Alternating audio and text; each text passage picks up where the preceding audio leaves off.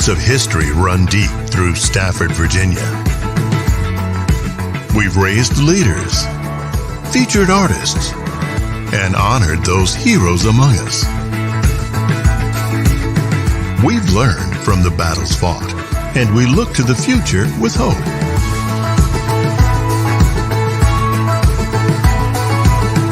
We take this time to focus on what makes us exceptional, while constantly remembering where we came from.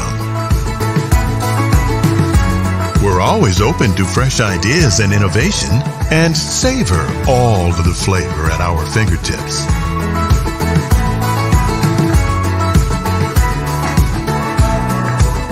We find inspiration in our craftsmanship, and there's always a hidden gem around every corner. Find yours. Rediscover Stafford.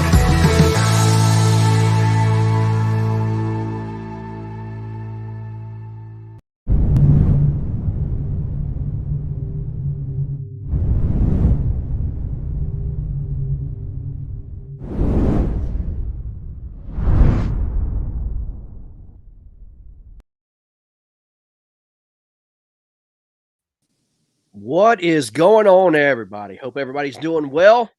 Matt Linseman, good morning. Morning. How you doing? We are here. It's the All-Star game, KFL All-Star game, and buddy, we have a match. We do. This Absolutely. has actually turned out to be a lot more thrilling than I thought it was going to be. Look at these scores, guys. Here's where we're at right now. KFL South, 352 to KFL North, 344.75. So yeah, man, it's getting on. It's really, really close here, man. So South looks like it's pulling away a little bit, but yeah, North is keeping it interesting. So it's been fun and exciting. Let's get some of these anglers on. We got Jim from the Lone Star Bandits, been out there on a pretty nice day out there in Texas, and Stephen Bell out there in North Carolina. Gentlemen, how's it going? Lovely. Yeah, see, man. Hey, by the way, you haven't complimented my hat. The hat is amazing. Motion Sports, we're making our debut right now, the KFL All-Star game on Motion Sports as well as Pride Outdoor Network. So, yeah, man, welcome. It's a really, really good hat there, buddy. It matches, great minds think alike, man. So, yeah, we're excited about that, man. It's good stuff. Looking forward to the next year's relationship with Motion Sports as well as Pride Outdoor Network, man. Trying to get as much content as we can, man. We're doing everything we can. So, Stephen Bell Jr. says, "What's up, Dad? Killing it." So, yeah. Bang. Oh, yeah. I thought Stephen looked like he had one on there, man, as we came on air. But yeah, it looks like the South is pulling away. It's up about 10 inches, man. Brian Howell just put another one on the board. So I'm kind of looking through here and judge these fish as we go along. But looks like South has a commanding lead here. Jason Campbell just put one on at 19 inches. Let's see here. Jason is a playing captain. He's the coach for the South team. And Derek Runnels on the road is the coach for the North team. So, yeah, looks good. Derek's doing just what the North needs to do, run south. Somebody's got to head down there and show you how to fish. Yeah, exactly. This is the true story, Jim. True story. Come on. We'll take it. We'll take on all comers. I'll be down there next week. All right. Come yeah. Be at my camp. Yeah, well, I'll have to hook up with you, Jim. Yeah, it's funny, man. Yeah, it's everybody's getting ready to go down to the KBF National Championship in Caddo, which is on Caddo Lake, which borders in Louisiana and Texas. So it's gonna be interesting to see what's happening. Jim, do you have any predictions? I have any predictions? Yeah. What do you think it's going to take to win that thing, man? It's a 3-day event. It's 3 days, and yep. I really believe the first 2 days I wouldn't be surprised to see 200 inches. Wow. All right. This year Guillermo's qualified for it. Matt Scotch is qualified for it. I'm not sure if they're fishing, but if they are, they're relatively close. Yep. Right. And Guillermo's been on I don't know if you followed Hobie, but he's been on a hot streak. Oh yeah, he's been on a tear. He's just been on a tear this year. Yeah, isn't the TOC next weekend? I think the TOC is next weekend, if I'm not mistaken. 13th through the 50th. The Hobie one? Yes. Yeah, I don't know. The Tournament of Champions. I know Howell's in it. Scotch and Guillermo are in it. Caleb Helbig, our team that we picked up, is in it. Yeah, it's gonna be fun. It's gonna be exciting. Just looking through some of the fish here. KFL South, their minimum, their lowest score right now, 16 1/4. KFL North is at 16. So, yeah, KFL North has got a bunch of 16 1/4s on the board, so they need to upgrade those. So we have basically about a 9-inch differential. So North needs to upgrade some of those smaller fish, and yeah, should be a good matchup. Let me just go ahead and get some of the other anglers. We got Jeff Bader making his morning debut, as well as Zach Soler. Good morning, gentlemen. Good morning. How you doing, Greg? I understand that Zach and Jeff are fishing the same water. Is that correct? But many, many miles apart. Gotcha. We're fishing the Saginaw Bay. Saginaw Bay. After how far I had to go this morning, Jeff, I don't know how far we are apart at this point. I've been moving around too. I absolutely love this body of water. This was my home body of water for like 2 years, and I forgot that today was the opening day of duck season here in Michigan, and every single point that I normally fish had decoys out on it. So I cannot believe it. We actually have Eric Polenz joining us live fishing. Unbelievable. Eric, what's going on, buddy? Well, just missed one. That's a way to come on air, man. Yeah. I had a heck of a morning. My graph wouldn't work this morning, so I had to go back home and grab my largemouth stuff and kind of switch it up last minute. Wow. I didn't get on the water till about 8:30, but I've been catching fish pretty consistently, just not the giants I'm looking for yet. Yeah. Well, guys, I mean, you're down about 9 inches, man. Everybody's got their limits on board right now, and actually, it's a lot closer than I thought it was going to be, man. Obviously, with the states of Texas and in Florida, you guys are putting up big bass, man. So you just got to call a couple 16 1/4s, man, and you're right there. So a 19 incher or 20 incher is going to definitely help the cause. There you go, Eric. Not going to help us any, though. Not going to help you. 16 1/4 is what you're looking for. So I come and pre-fish my spot and caught 2 smallmouth. Both were 20s. And nothing is here today at all. Wow. I've been here all morning and not a bite. Wow. I lost 2. It works, man. Yeah, I lost 2 on the shoreline. 7 o'clock here was still a little dark, so I didn't even bother coming out here for the smallmouth. So I was pitching the shoreline a little bit, and I lost 2. In the reeds, I had to pitch way into the reeds, and I lost them.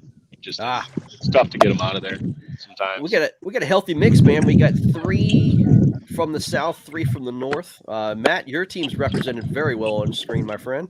Yes, sir. Yeah, That's my boys. absolutely. What a great season you guys had. I know it didn't end the way you guys wanted to, but all in all, you guys had a wonderful season, man. You got to showcase what Michigan's all about and your team.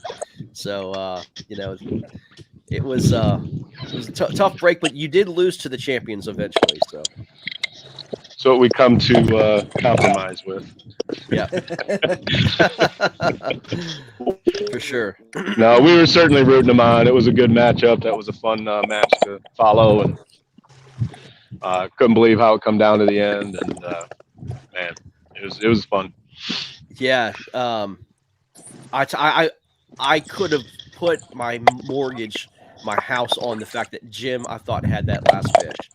Yeah. The way those fish were coming on at the very last 20 minutes there from Derek Miller and Jim Louvier, I could have swore that there was another fish going to be thrown on the board. But what a great matchup, man. Yeah, I was watching it, and then I rewatched it and realized that he made that fast move and then hooked up on that fish. So, like, he intentionally made a move, got the fish, was just a few seconds late, and I felt the pain for him. Like, oh, no doubt. But.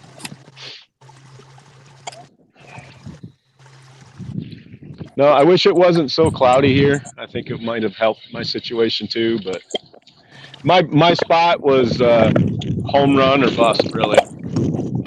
I've come out here before and skunked it, but this time of year, about 2 weeks into September, this place lights up, and they stick around out here usually all the way until things start freezing up, really. Yeah. They're just not home today, and pretty frustrated, but what can you do? No, I hear you. I was wondering why Eric was fishing for largemouth. When I saw a bunch of largemouth come through, man, I was like, there's got to be something wrong. I was like, something ain't right here, man. Polenz's fishing for largies. Yeah, it wasn't my plan, but I like fishing for largemouth. It's hard to do without a graph. I already was without a transducer, but I figured if I had a map, I could be in the area at least.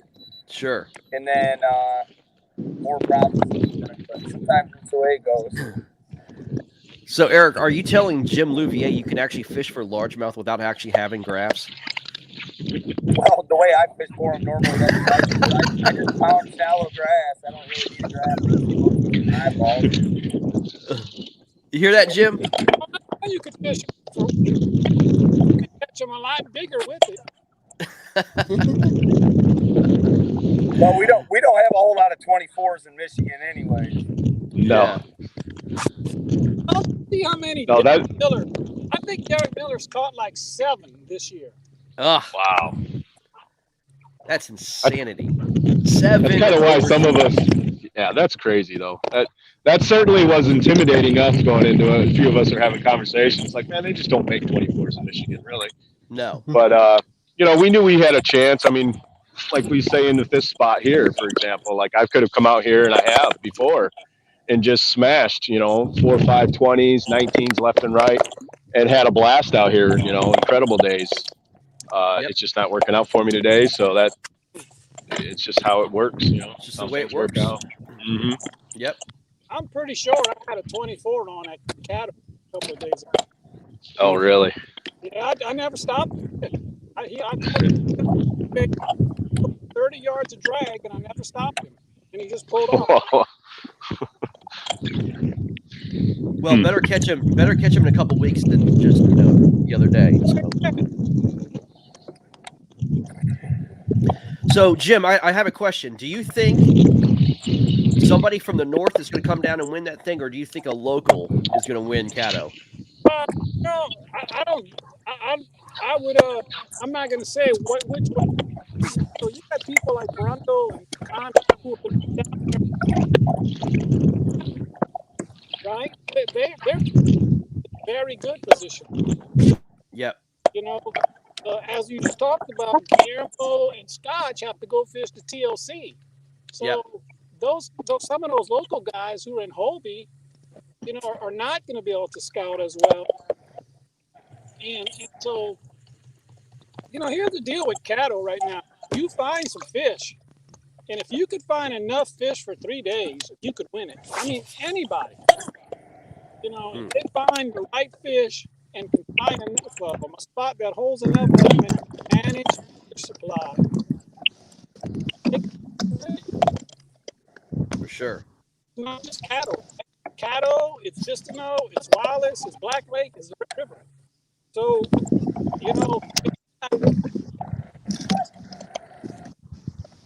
it's going to be interesting. My money is going to be on a local this year. I think a local is going to have. I mean, Mike Elsey did win Caddo, a couple years ago. Obviously from the north, but my money is going to be on a local this year. I just feel like a local is going to have an advantage. So we'll see. I've only been on the Caddo. I think 5, 6 days. I might be 6 days on cattle. That's all. Yeah.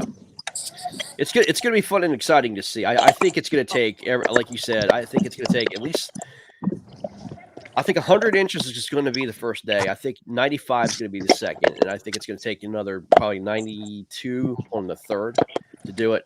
But I don't know. We'll definitely see. And I just thought of the heading, right?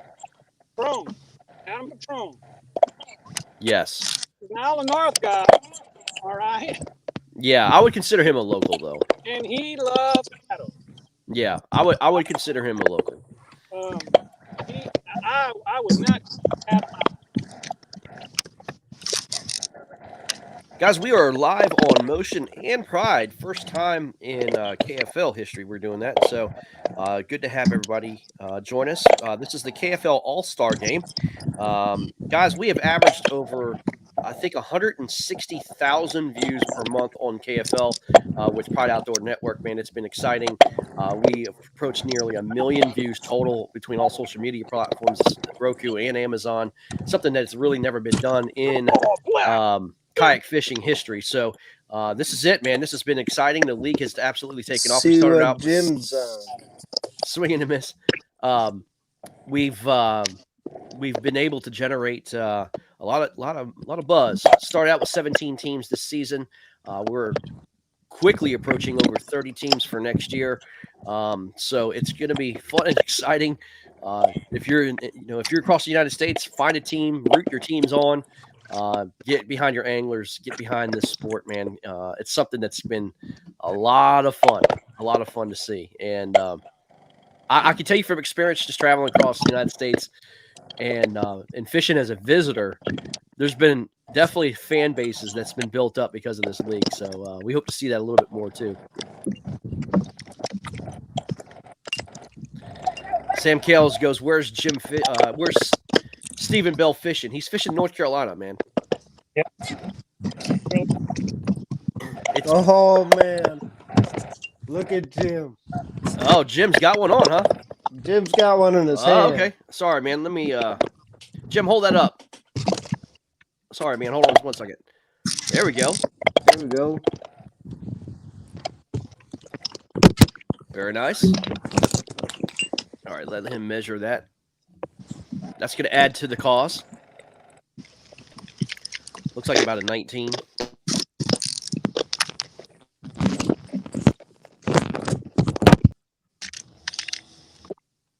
All right.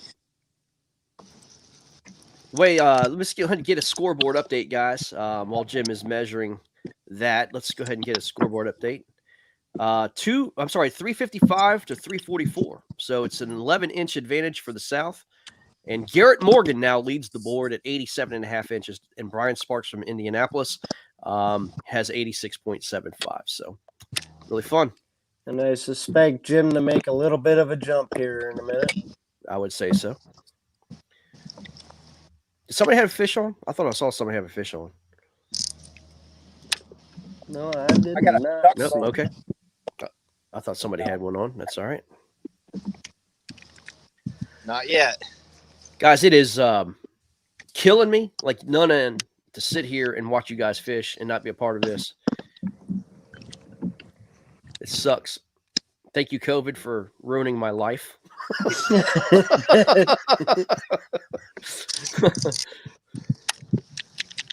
Haven't made an all-star team in since I was in high school. Waited all these years like Al Bundy and completely blew it. Completely blew it. Sucks. But my consolation prize is I get to be here with y'all. Get behind a microphone. Yeah, I feel you. Yeah, it sucks. Speaking of all-star team, my replacement, Justin Lacase. What's up, Justin? My bite has flowed. I see, man. I see. Keep grinding it, man. Justin caught a few on live this morning. I do. Yeah, I saw that as well. I did just catch one about 10 minutes ago.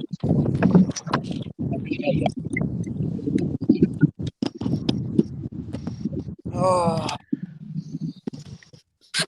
Sam, I am. Oh, Stephen Bell. Steven's got one on. All right. He's that looks like it's got some weight to her. All right, let me see Steven here. Hold on a second here, buddy.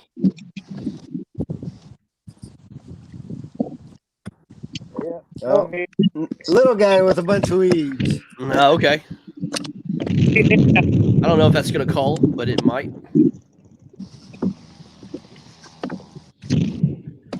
What's up, Frank? Sam, just for the broadcast, I'm in my camper. Otherwise, I'm in my room. So.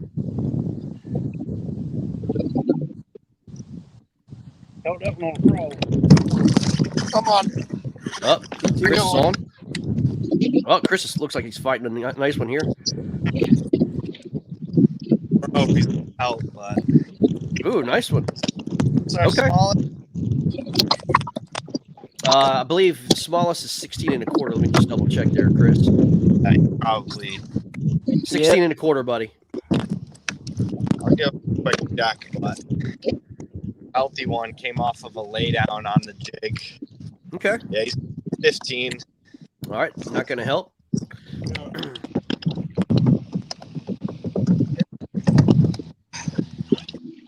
These bass are having some mid-morning snacks before the buffet lunch. We're on from 11 to 2, guys. So that's Eastern time.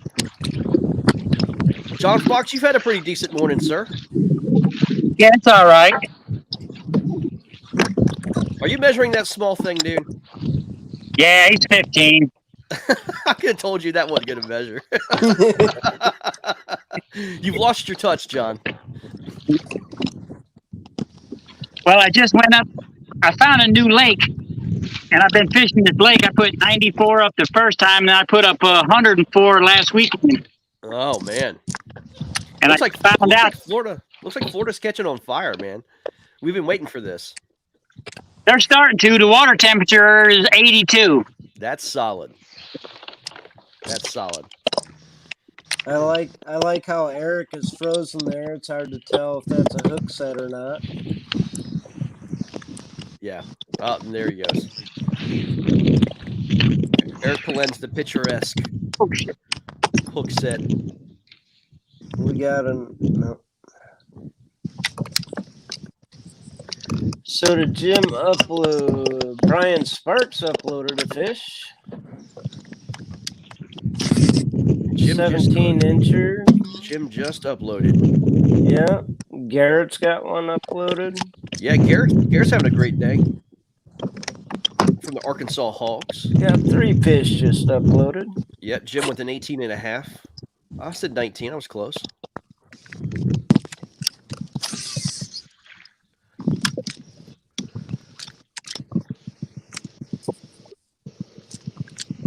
Garrett puts a 18 on the board. Garrett's got a good little hole he's in. Very consistent.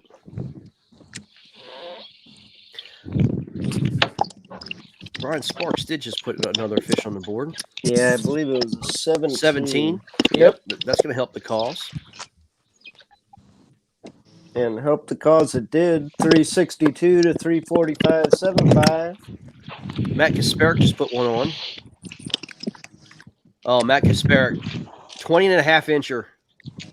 That will definitely help the cause.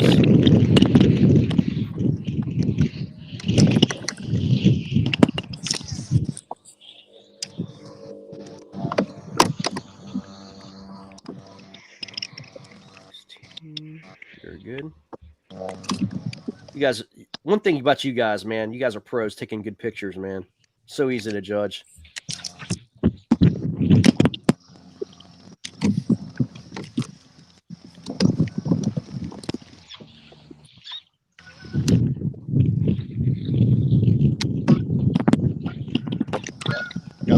Matt Dunn just puts one on the board, 14 and a half. That's not going to help. I think he's doing it because he's in a tournament down in North Carolina as well. Yep, he is. All right, guys, scoreboard update here after all those fish. 362 to 345 and 3/4. Oh, Jim's back with us. Jim, 18.5 there, huh? Yes, sir. Is that your power shot? No, I'm actually throwing a Carolina rig. I'm sorry, say that one more time. I'm throwing a Carolina rig. Okay. Oh, Carolina rig. Okay.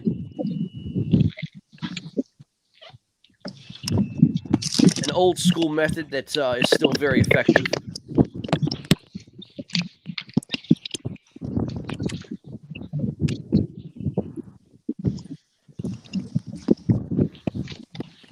I'm just now getting my taste back. Can you believe that? It's true. You don't have any taste or smell. It sucks. That would suck. It may lend me to eating other things that I don't much care for, though. It's terrible. I mean, it's just like, yeah.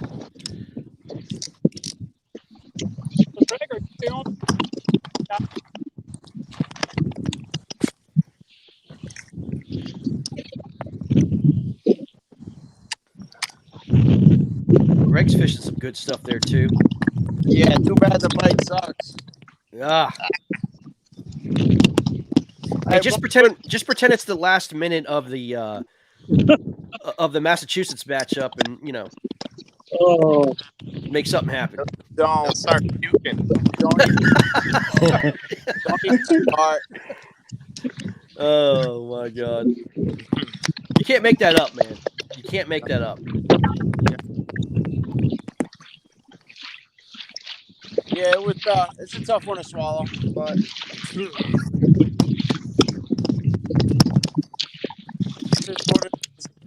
Yep, that's what it is, man. What do you have for water temps down there, Jeff? 63.5. My it's dropped 7 degrees since last time I was here. I was gonna say that's cold. That's pretty cold, man. But that's what they like up here. Yeah. And that's why I figured it was going to be even hotter than it was the last time I was here. But I've got nothing. Hey, John, I'm getting nibbles, so there's bait here. John, we lost your phone, man. We see nothing but sky. There we go.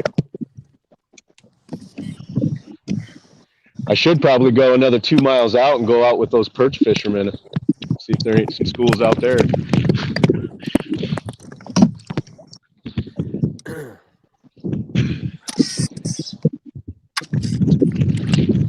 I promise you, Monday ends my quarantine. The first thing I'm going to do is go fishing. I'm going fishing. I gave up, put up the kayaks, man. That ain't happening. I'm going out. I'm like, just going somewhere on the Chesapeake Bay, man. Mine don't get put away up here until it's iced over to where you can't break through. Yeah. Well, after doing like 23 tournaments this year, man, and traveling, it's just like it just got done. It's a lot. That's a lot of miles, a lot of fishing. So I figured that was going to be it for me. I think June of last year, I had 36,000 on my truck, and right now I have 60. So just over a year and a couple months, I put 30,000 on. Oh yeah, very familiar with that. Very familiar with that, for sure.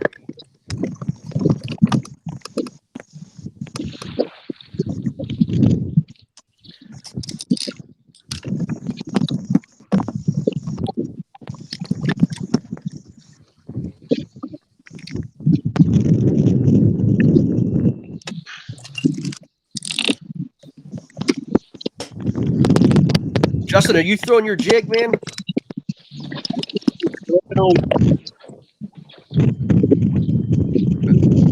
Let's mute. I think Jeff's got a Springtail worm.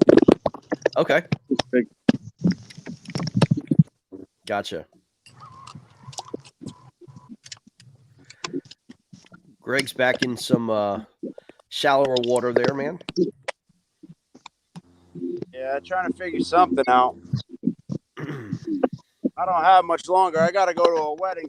I'd like to at least catch 2 fish. I mean, I've caught I've caught like 6. They're all 13 and a half. It's probably the same exact fish laughing at me.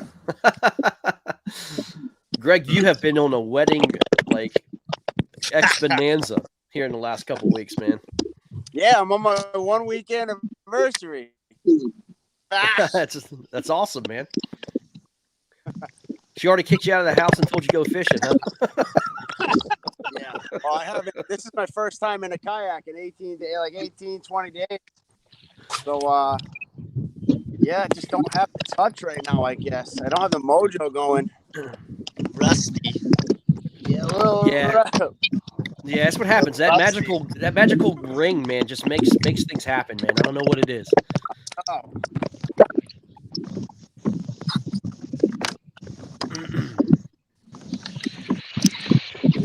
Taking the cobwebs off. I'll be leaving for Colorado Lake next Friday with Katucci and Justin. We're all driving down together. That car's gonna smell amazing. No. No, we're all taking our own cars, so we got freedom down there, but we're following. That's gonna, yeah, that's. This car ride's brought to you by Glade. We did Ohio together, and that car was bad after. I'm sure. I'm sure, man.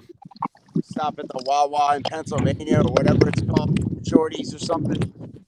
Yeah. Oh, yeah. It's always good food, right? Yeah, Cliff Allen is on, says North getting smashed or what? Actually, no, Cliff. Here's the score, 362 to 345. Not too bad at all, man. Actually, North was in the lead for quite a bit this morning. Then the South wound up getting their limit, but it's not too bad, man. Look, Jim Livier, 89.25. Brian Sparks, second, 87.75. Garrett Morgan, 87.5. John Fox, 82. So, yeah, I mean, it's not so bad at all. A lot of fun.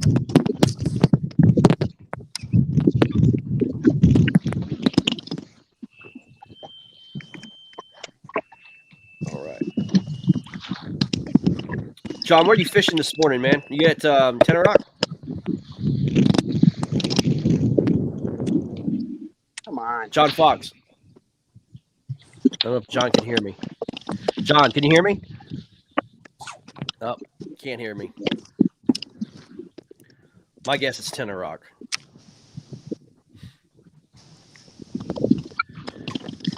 Boys, let's go over your smallest. KFL South smallest, 16 3/4. KFL North, 16 1/4.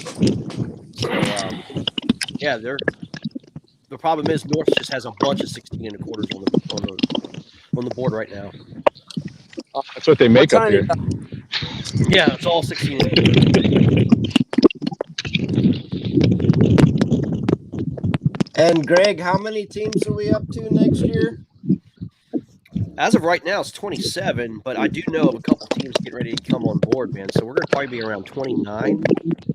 Awesome. Only 3 more to fill, and that's it. Yes, sir. That'll be a lot of fun in 2022. Yeah, it's gonna be fun. Yeah, fun to see for sure.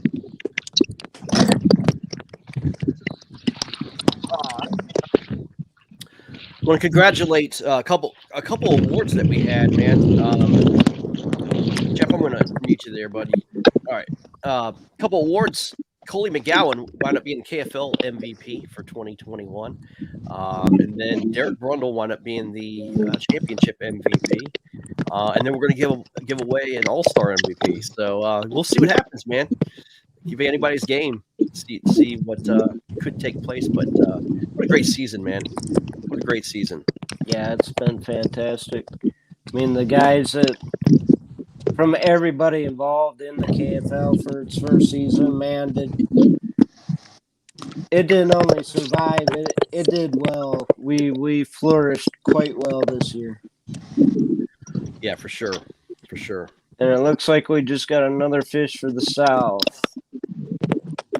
17.5 by Mr. Spirit. Yep. Matthew Spirit. He's on some fish.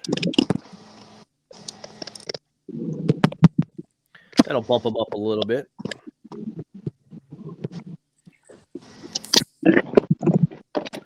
$362 3/4 to 345.75. Looks like the North Bite has died. It was on fire this morning. It's died. It's crystal clear skies here. That's never a good thing. Yeah, definitely been gotten tougher. Mm-hmm. Caducci, the water's down so much that you might be able to put your GoPro from here.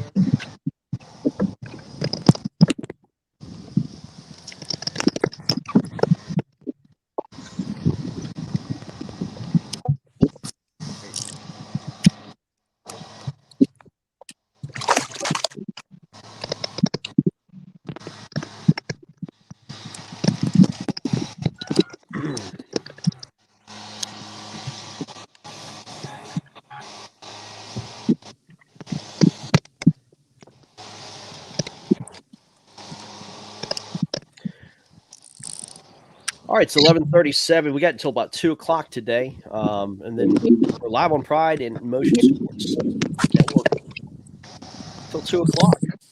And guys, then it's college football. College football, man, fishing and football. Can't beat it.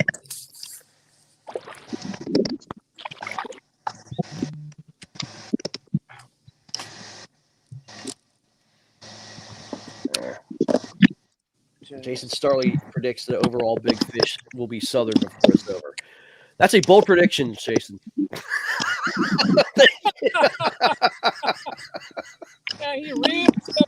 Man, I tell you what, just going out on a limb there. What's shocking us all with that amazing analysis. What's lunker right now, Greg? I think it's 20.5 across the board. Let me see here. I got 27.5. So. All right, let's see here. It is, yeah, North has the 27.5. Exactly. My one stinking.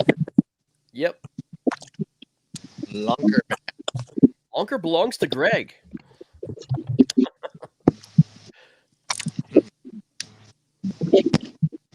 So excited.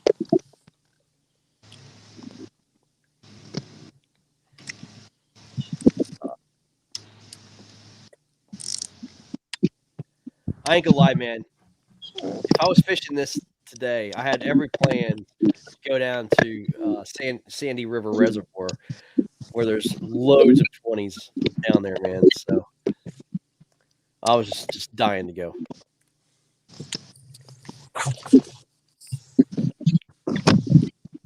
I'll be taking the kiddo out tomorrow, exploring some new water, playing around up here. Hopefully not Lake Superior. No, it's an inland lake not too far from the house that I heard about. So I'm gonna go out there and give her a shot. About 400 or 500 acre lake. Nice. Yeah.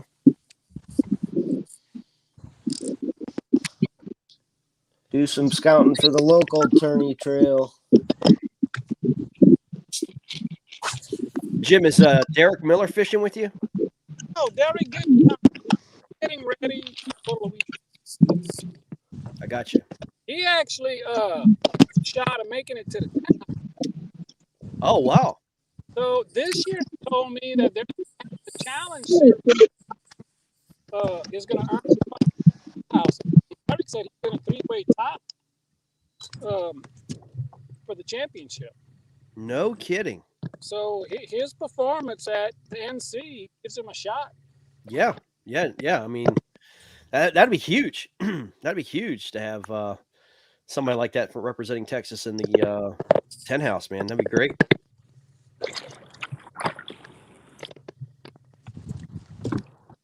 Yep, Jim, you on? I'm on. All right.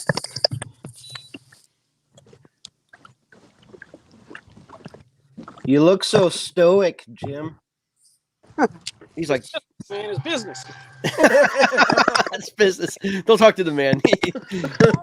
He's got a puller on. Here. He's got a puller on. It's not that big. It's just me. Okay. See? There you go. A little fatty. What's our shortest? I might not even need this fish. It's 16.75.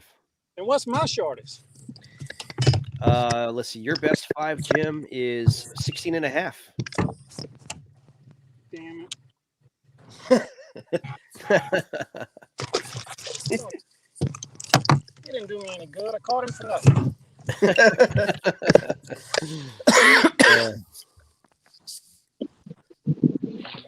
Interfering with my business plan. You probably slurped up that Carolina rig right in front of a 24. It did.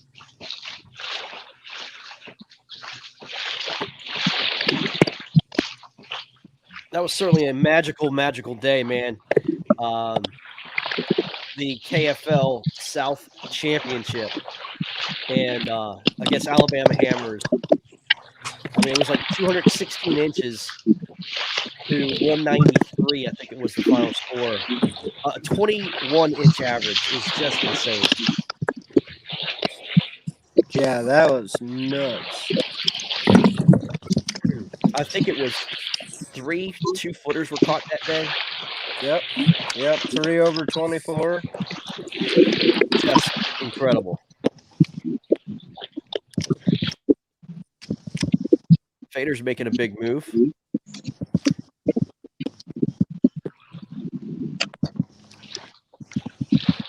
It's just that it's a mile and a half that way.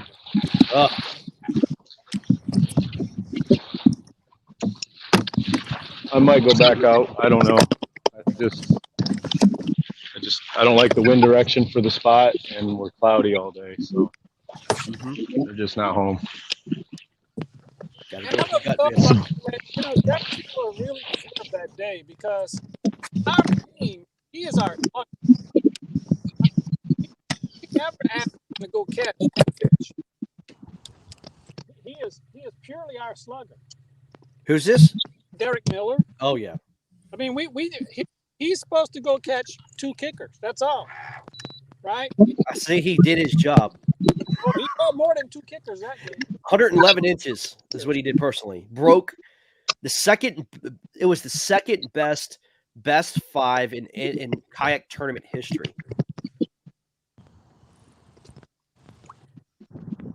That is a lot to be said. And the sport where you had one more time, Jim. What was that? If this AllStar,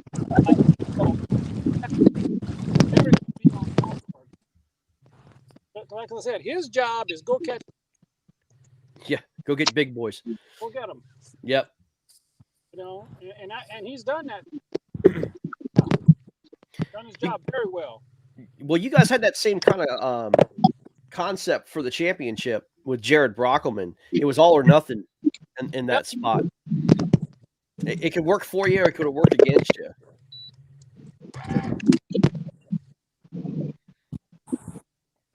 That spot was so reliable. Yeah. We had the app, how much water they're running. We were watching the app. We didn't foresee them shutting the flow down. Yeah, that current killed a lot. There's no doubt. I mean, I was pretty disappointing when they weren't. I mean, they almost killed it by 20,000 CFP. It was just crazy. I was like, what? But that was a 2/3 reduction in flow. Yeah. Yeah. It just, those fish were there where Jared was catching them to get out of the current. And when the current went away, they had no reason to position there anymore. That's right. That's it.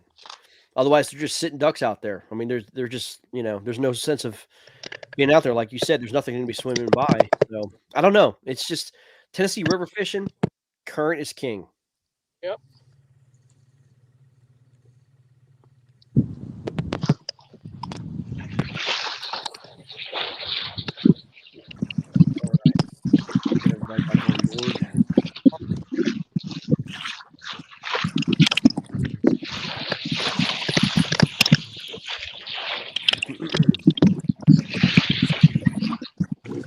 Do a scoreboard update. remains unchanged in the last little bit. KFL South 363.5, KFL North 345.75. Jim Louvier leads the pack, North and South, with 89.25. Then Garrett Morgan with 88.25. Brian Sparks with 87.75. That's your top three. Yep. Pretty good performances. Yeah.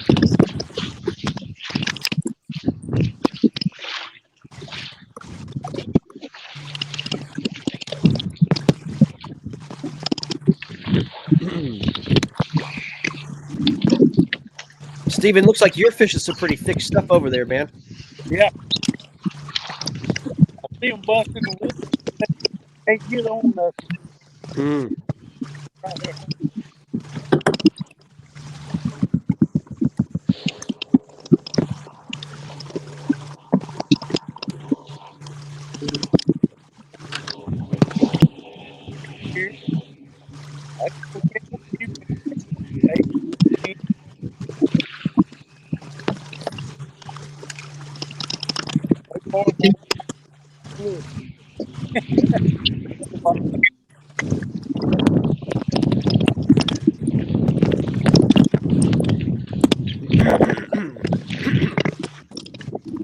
Chris, looks like you have some cloud cover coming in. That might help your bite here soon.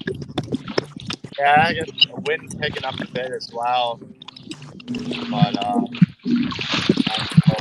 this place has its feeding areas where they're eating. It's a herring lake that is connected to the ocean. You got herring that come in here and spawn, so there's a pretty large source of bait for these fish. Have you, because it's a herringback lake, are you more of a swim bait fan? When you like a larger swim bait?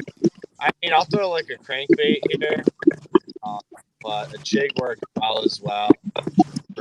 Just kind of swimming it. But it's a lake that a crankbait, a jig, and a Domingue rig really well. Gotcha. I like to fish here in the winter. It doesn't have much natural vegetation. It's more kind of dirty water, muddy bottom lake. You're Warwick or Gordon's? I'm at Warwick. Oh, you made the game. Haven't been here in a while, but this place also has problems with blue algae, so you've got to make sure there's not a harmful bloom going on. But it's gotten better over the years.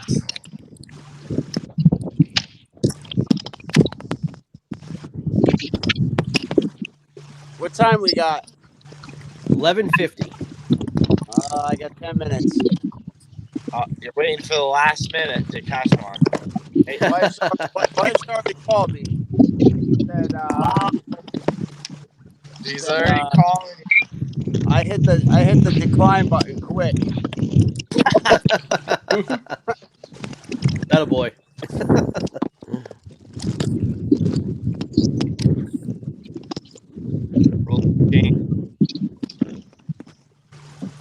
I could use one more. Be nice.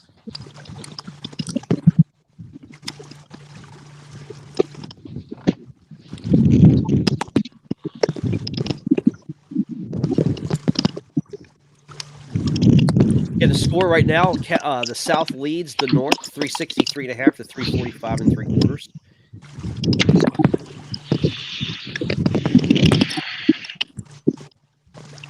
These guys are grinding their way. Some pretty balanced performances across the board between North and South, from the top anglers at least.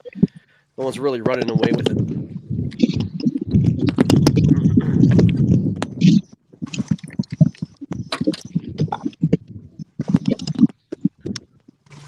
Yeah, I went for the home run today, so That's what you got to do. That's what you got to do.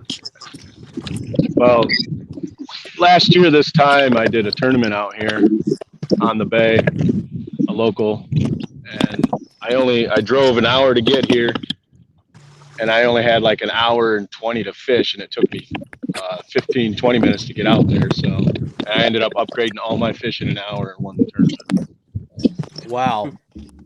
Because they're all, this spot is loaded. Like I say, I came out here to pre-fish it. I caught 2 smallmouth, both 20s. So the spot has got big fish. It's not just your average spot. For whatever reason, you know, it's a unique area. There's nothing around except for what I've got. And they set up on it, and they'll sit up there all the way until it freezes over. And I don't know if they're congregating with all the perch fishermen out deep. I don't know. They're just not there right now. This is odd. So I just knew, you know, I'm going to do it. I'm going to, you know, swing for the fences and hope that I could put, you know, those 2 or 3 19s and 20s up for our team. Yeah. Because I knew we needed them, you know. We For sure. Competing with potentially multiple 24s or, you know, many other 20s. And yeah, I just knew I was going for big ones. I wasn't going to, you know, all the largemouth spots. Yeah, you got 17s and 18s all the time, you know, here and there. But I was just kind of going for broke today. Yeah, for sure. Not working out. Your partner in crime, Zach Soler, I think had the same kind of mentality, man. If you guys could put up, let's say 320s a piece, you know, out there, that would certainly, you know, have the North team right there. You know, and we have to. I mean, we got great smallmouth waters, so that's where you go for your size. I mean, a lot of our local venues or our local challenge series and stuff, they're all one on smallmouth lakes usually. So yeah, that's where we get our size. Yep, for sure. Speaking of Zach, well, he's having a hard time coming in and out here. Yeah, we're both fishing one of the, you know, the Saginaw Bay, which is part of the one of the Great Lakes, Lake Huron. So, and he's all the way across the bay, so yeah, many miles across. It's an hour drive to get to him. Yep. There we go.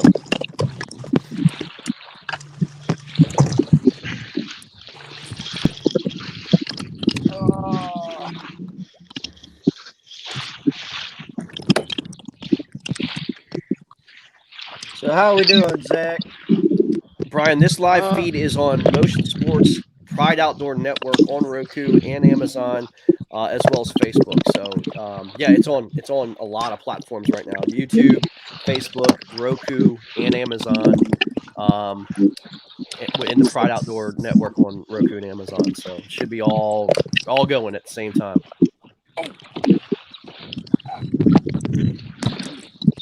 Steve, you got one on? Yes, sir. Oh, he saw something. Looks like I know he's watching it bust.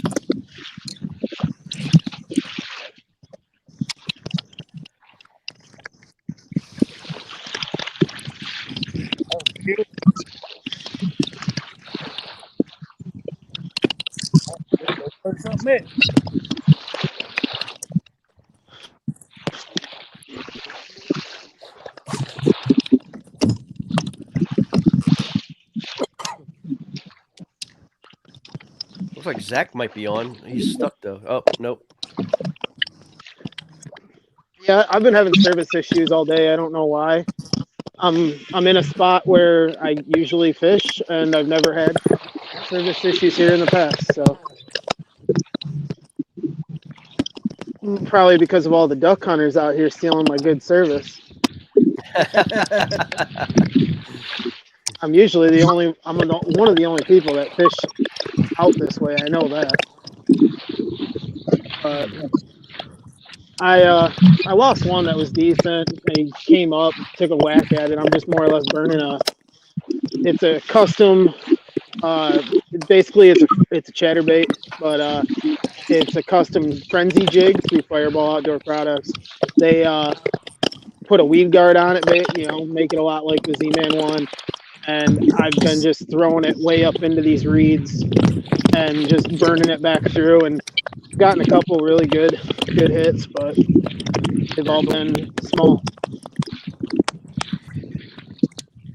I tell you, man, I was on the Potomac River one time, and it just started duck season, and the stripers were running hard. and I was about 400 yards away from this duck blind, and sure enough, man, you hear this pow, and then you just see this like bird shot go right across my kayak into the water, like literally within 20 feet of me. I was so furious, man. I mean, I just didn't care at that point, man. I went over to the duck blind and just went ballistic on those guys, man. It was just ridiculous. Yeah, you gotta be careful out there, man. We had goose season last weekend, and I was out fishing, and dude shot over my head. The goose landed about 40 feet from my kayak. Yep. I mean, most of these guys so far, they're so honed in on the bird, they forget they're around them. You know what I mean? Yeah. Well, I'm just thinking that I could have caught that goose right in my kayak if I would have motored over. Yeah, I mean, most of these guys have been pretty cool so far. I mean, I've tried to keep my distance from them, but, I told Matt earlier, unfortunately, they are sitting on almost every single one of my points that this time of year, I'll rotate 5 points and just go 1, 2, back to 1 to 3. And those points definitely produce this time of year, but I can't fish them because there's a duck blind sitting on it.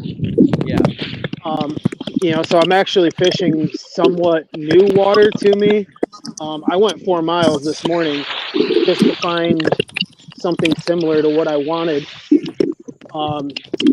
And I found it.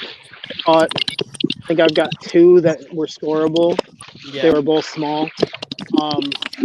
And then I've caught maybe 20 or 30 other fish that were 10s, 12s, stuff like that. I had 1 big blow up earlier. It was way up into the weeds, so I could see just the outline of the fish jump out of the water, and it was a big fish. But I saw the MLF guys at Lake St. Clair about 2 weeks ago, or a week and a half ago or so, and those boys were struggling, man. Everyone kept on saying that it wasn't the same St. Clair that they remember, man. Of course, they had a lot of time. Well, St. Clair is good in the spring. In the summer, you got to experience it for yourself. They are very, those bass are very picky. They will, scattered. They run, scattered. They don't run in their packs like they usually do. And they're just now starting to come back together.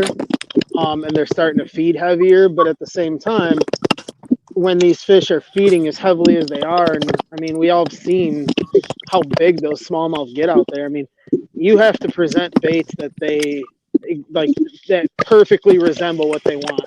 Smallmouth aren't dumb. I mean, we get these big largemouths that are dumb, and those are the ones that we love. But the smallmouths, they're smart. They know what you're trying to do. Yeah, for sure. Did you guys feel how well?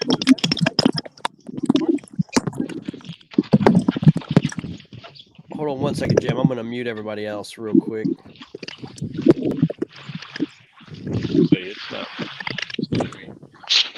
Jim, one more time. Say that again. Did you notice how well there was a couple of the guys that fished largemouth on St. Clair? You notice how many they caught? Those guys. Yes, I did. Largemouth up, man. I sure did. In fact, I knew exactly where they were fishing too. And Matt Linseman can tell you exactly where they were fishing. But yeah. They just couldn't get out. They just couldn't get out where they wanted to because the water was so rough. But yeah, they were fishing grass lines right off the shoreline. Hey, Greg, am I still muted? No, you're good. Okay, so when you guys actually came up, kind of a little funny story about largemouth on St. Clair. When you guys came up to play against us, I pre-fished on Friday just as kind of avoid the area that I thought I was gonna fish. And I went to a spot that I've never been before, never even knew existed out there, and stuck at like over a 20-incher back there. And it took the 3 guys that were on our team to talk me out of going to that spot because, it's one of those things. There might have been that one fish back there. It's not a guarantee that there was more like that back there. but I love the look of that spot. And like I said, it took all three guys to talk me out of going to that spot and going to the spot that I ended up going for game day. Well, you made the right decision to not go to that spot because you actually wound up putting the nail in the coffin. Well, So. that is like, you know, it was awesome to, you know, have those guys talk me out of it. You know, yeah, it makes you kind of second guess yourself when you go back to a spot. But if that would have happened on Wednesday and I could have spent a little more time, you know, figuring it out, then it might have came into play. But being that it was Friday, the day prior, I wasn't going back somewhere where I already sore lipped the one big one. And there were a bunch of 15, 16s back there, but not a ton of those 20s that I would have needed.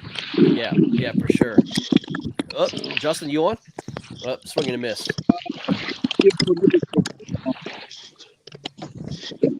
Like, I'm just terrified to go back down these channels because I don't know what's waiting for me.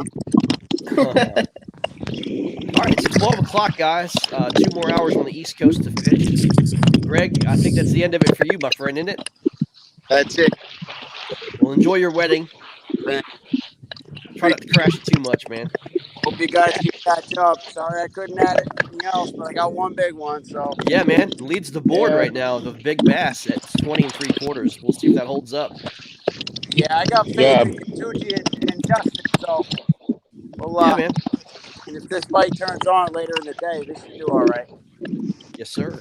Tough right now, but hey, thanks for joining us, man. Yep. Bye. All right, buddy. Take care. Have fun. There he goes.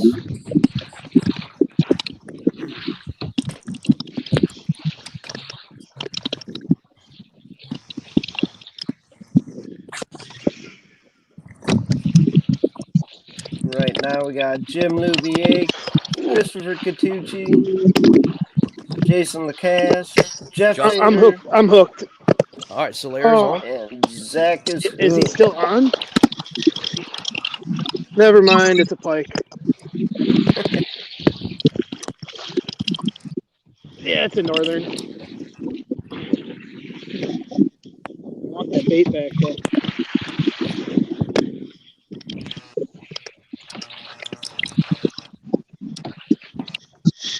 Do we get to submit one of these to even the Florida spread? Trust me, it's not. The South gets one bowfin. You guys get one pike. We want a bar. I'm a bar. It's just. Oh, jeez.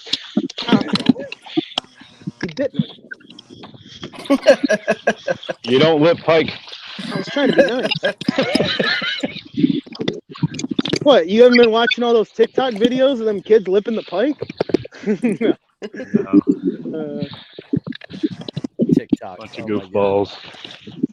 We live in a generation now, seriously, we're getting emails from our school admins about making sure your kids don't do these TikTok challenges and all this other crap. I'm like, oh my gosh. I saw that. Like stealing toilets and all that other stuff that they're doing. They always just have to try to one up the last guy, and it's like it's got out of hand.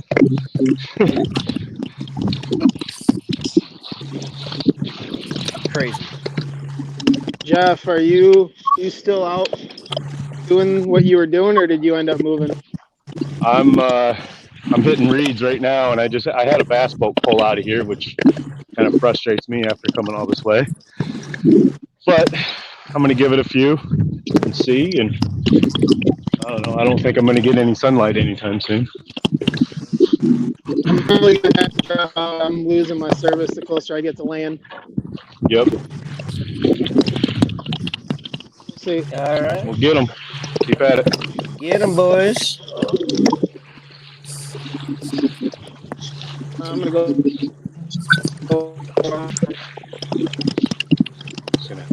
I want to see a couple big 20 smallmouths, man. That's what I was after today. Sorry, Greg. I know. I was super confident of this today too. Kind of disappointed this morning. Honestly, that's kind of why you didn't see any of me this morning. I was just really trying to put it together. I was in hyper focus mode. I hear you, man.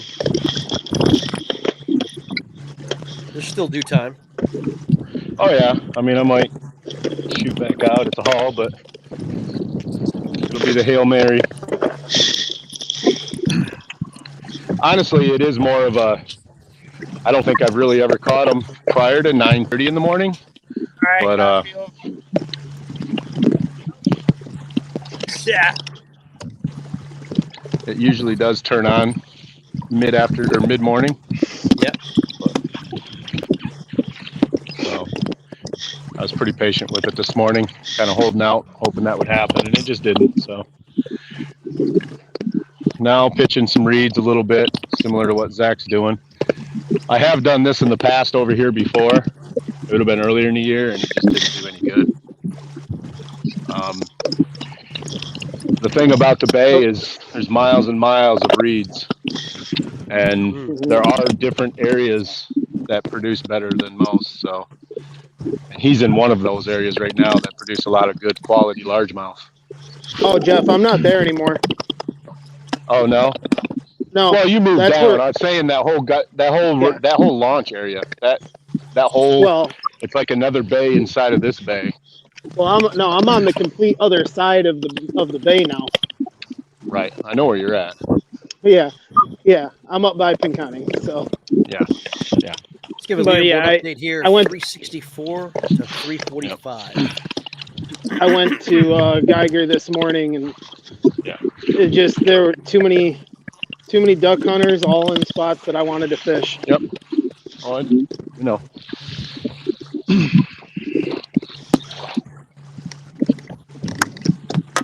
Similar to this area. It was a war zone out here in the morning. Oh, yeah. It's pretty funny, actually. I think my first shot out here went off about 6:45, and it was closer to me than I thought it was going to be. And I got scared. I was like, oh my God. Like, throwing stuff up in the air. Trying to drink my coffee, and it's spilling all the way over me here. This duck hunter's still sitting here. I'm sure they're thrilled to see you out there fishing in their areas. Well, the thing, I mean, I figure, hey, if you don't have a limit by now, you're not a good duck hunter, so you should probably go home anyways. I agree. Your dogs suck. Yeah. So if you're still sitting on this point, I'm fishing it no matter what this time. That's right. This is one of my points that produces. You have a license to be there just as much as they do. Yeah. Well, I don't see all of his decoys out, so that's a good sign. They were like, I pulled up to this spot earlier, and I swear, and like without exaggeration, probably 100 decoys out. I was like, how many do you need? Duck hunting is one of the ritzy glamour points of the outdoor sportsman, man. You gotta have money to be a duck hunter. Yeah. That's what I hear. No interest myself. Yeah. Honestly, I'm gonna start carrying my shotgun on the kayak. I get ducks land close to me. They don't care about me. Start blasting at them in the air. They don't just start landing next to you. Oh. They get a little spooked right now. It's amazing how nature really knows the time of year it is, man. Right. Like you find deer and duck and all this other stuff any time of the year, but once in the season, good luck. That's amazing. They just know. Similar to fishing, pressure. It's true. They sense it. They sense it. They know. 100% agree. You know, that harmless guy floating around in a kayak, casting one of those long, weird-looking things, now has something a little shorter and it makes a loud noise, and I'm going to get out of here. Yep. It's amazing. See, that's why you wear shorts and a tank top and your Crocs into your deer blind. They're looking for the guy wearing camo. Wear a big old pink hat from New Orleans. Yep. Hey, the old timers will tell you a flannel shirt works the best for hunting. My grandpa, he used to hunt just wearing flannel, and he would swear by it. Well, anything that breaks up the pattern. That's all Yeah, it is. but yeah, he would just throw on his red and black flannel, and he'd come back with a deer every time. Harold says, I don't know about Crocs in a deer blind. Sounds shady.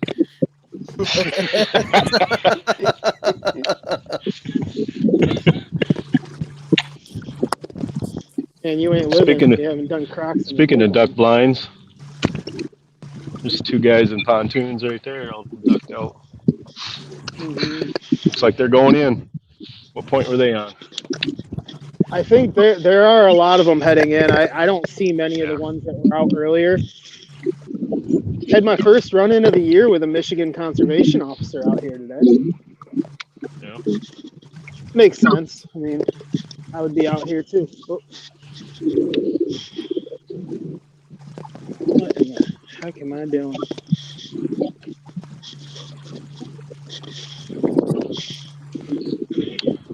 Looks like the bite has died for both the north and the south. Yeah. We got a lot of yahoos. You know, we hunt public land around here, and there's like 2,000 acres. A place called C.F. Phelps, and get a lot of yahoos throwing up salt licks and all that, you know, deer candy stuff on public land, and it's just crazy, man. You know. Yeah. It's a serious sport for a lot of people. And I don't even know. You know, some people will even go as far as saying, you know, it's how they take the how challenge they feed out their of it. family. I mean, throwing salt licks and stuff on the ground. I mean, that just takes the challenge out of it. I mean, what you know, that's like throwing a cast net for bass. You know, on their beds. On their beds, yeah. That's kind of like Mike logging a bass. Yeah, you know I mean? I really prefer still hunting. You know, I take a little stool and the rifle or bow with me, and I'll walk. And then I'll sit in a tree, sit there for 20, 30 minutes, and then kind of slow walk. See, I'm a coon and squirrel hunter, man. I love dogs. I love walking. I can't stand being in a deer stand. I'd rather walk around, you know. Yeah. Let the dogs do the chasing, and that's fun to me, man. I love the spot and stock.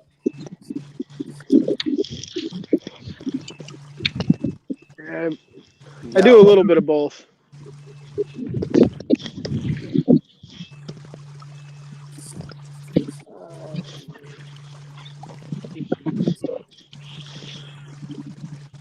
Now, I do like bow hunting turkey.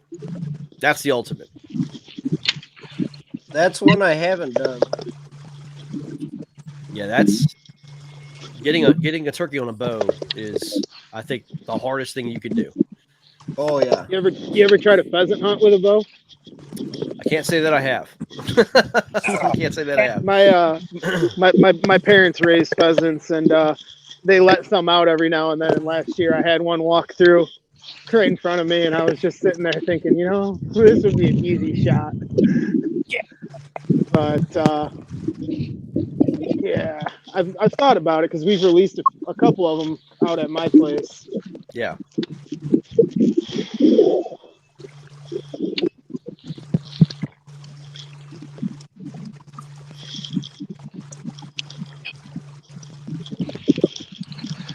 They're one of the better tasting birds, in my opinion. The pheasant.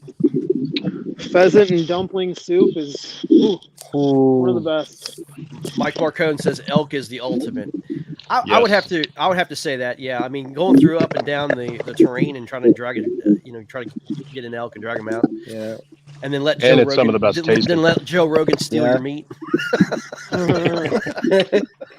Somehow he knows that there's elk dead on the ground, and it happens to be on Joe Rogan's dinner table. Yeah, elk is fantastic. Super healthy too. Super healthy meat. Mm-hmm. Caribou's super good. Caribou's probably my favorite. But I'd say as far as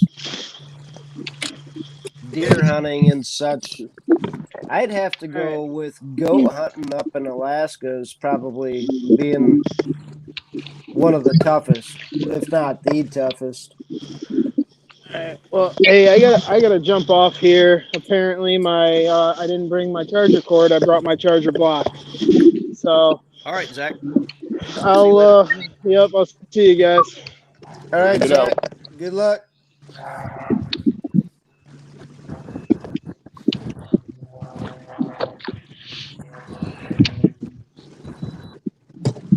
No change to the scoreboard.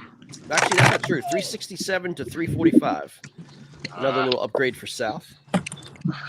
Caleb Helbig puts up a nice one, man. A 19 and a quarter. Nice.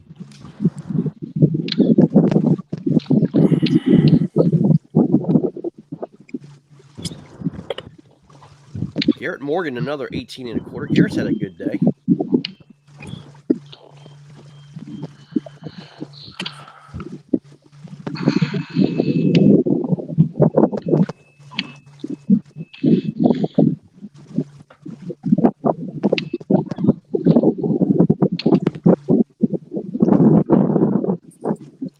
Garrett Morgan now takes the lead by a quarter of an inch over James Louvier.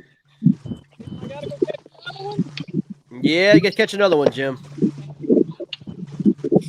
Go ahead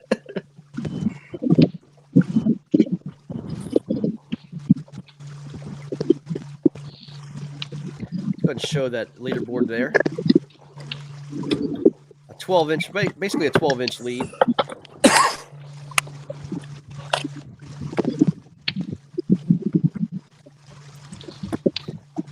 Man, the bite for the North has just died.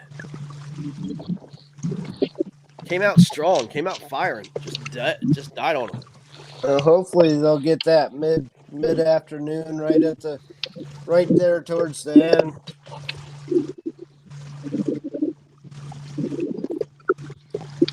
I'm hoping to drop it on the head of one, but we'll see. This doesn't feel fishy.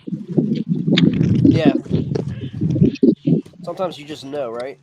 Yeah, I don't like the depth right here on these reeds.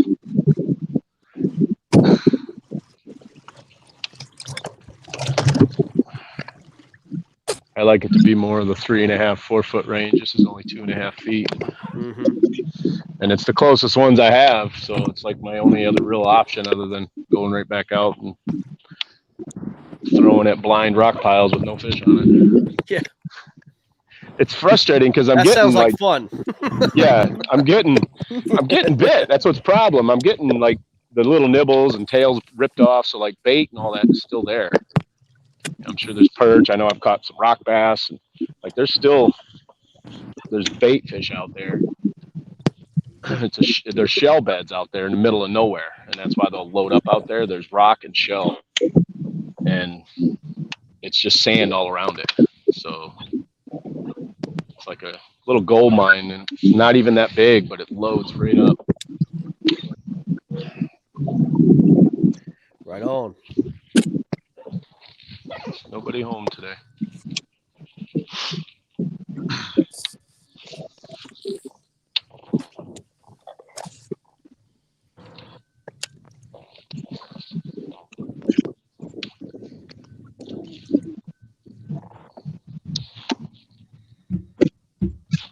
It's hard to believe it's October already, guys. It really is. I mean, it's just Watch your mouth. The older we get, the older we get, the more time flies. It's crazy. Yeah, and regretfully, I'm old. I don't hear anybody disagreeing with that, Jim.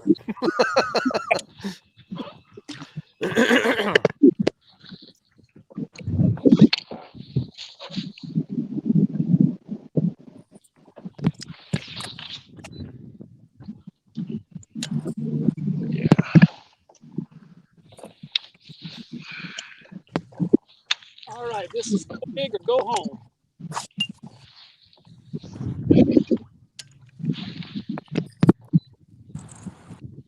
Got you, Jim. Hopefully we can see you pull up a tank. Watch the master at work here. I'll move to the lily pads. You still got that Carolina rig on, Jim? Not lily pads. Jeff's on. It's just a little guy. Come off in the net. I was just like looking away too, and it just. I was took gonna say that off. looked like it surprised you there, dude. It did. Well, you blind pitch for so long. Yeah. It's just a tiny little guy. You kind of, I don't know. Gave me a little energy though. That was nice. Thanks, buddy. That'll break the ice. Casting all darn day. It's only 2 bites has been tough. Yeah, that's knowing they're out here too. That's the problem. But yeah, he did surprise me. It's actually scoping the boats that are out by my area a couple miles that way, and it looks like a lot of the perch guys are coming in as well. Not doing too well, huh? Maybe everybody's having a horrible day out here today. I don't know. Oh, Justin swinging a miss. Oh, it's horrible. Bunch of little fish. Maybe starting to get a little action here going.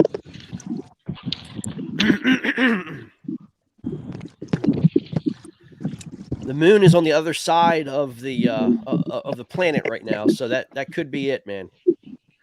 I moved a mile and a half, and my temperature has gone up 1.3. There you go.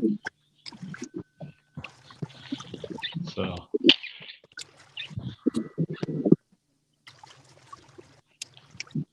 It's hard to believe on such a big body of water that it just affects that much. Oh, yeah. But I'm on the wind-blown side of the reeds now, finally, and we'll see. I'll give it this stretch, and then I'll probably head back out. One more fell swoop. That was the whole reason I came, man. I need to get one smallmouth, one of those 20s that are nowhere there. At least do my part, man. Ooh, you know what? I just pulled it out of the mouth of another one. Dang it. That one, he didn't even hit it. He just swam off. I pitched at the bottom of the reed, and when I tightened the line, it was like 3 feet away, but it was coming right out of his mouth. I need to not be so lazy right now. Jim, when does spawning season start for you guys down there? I mean, depending on the year, they could theoretically start in late February if you got a really warm winter. Right. Or practically March.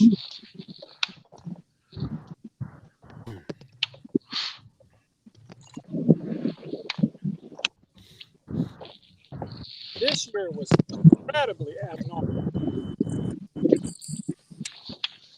I couldn't imagine fishing for spawning fish in February. That's just foreign to me. We still have hard water here. Yeah. April, May, usually middle to end of May is when ours starts really getting going. Yeah, we start hitting the rivers in May. End of April. Last week of April, we start hitting the rivers.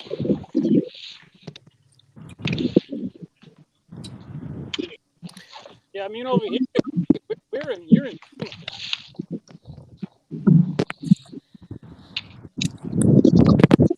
Yeah, that time of year, it's first time you get out kayak fishing, it's like 26 degrees and snowing.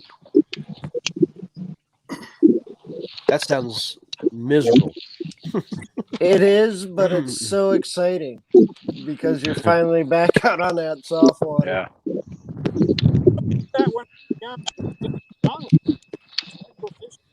I'm not doing that anymore. Well, when I was down fishing the 10 down in Florida, it was 30 in the mornings. I think the one morning it was like 32 degrees. Yeah.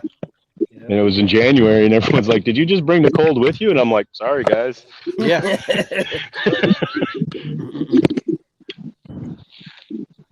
Sorry, guys, but this is t-shirt weather. Yeah, but Fish didn't like it.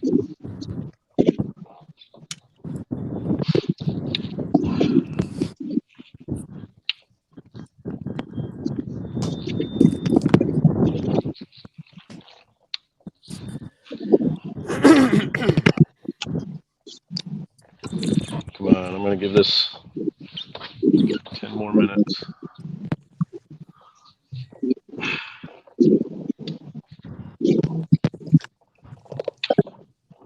A little faster.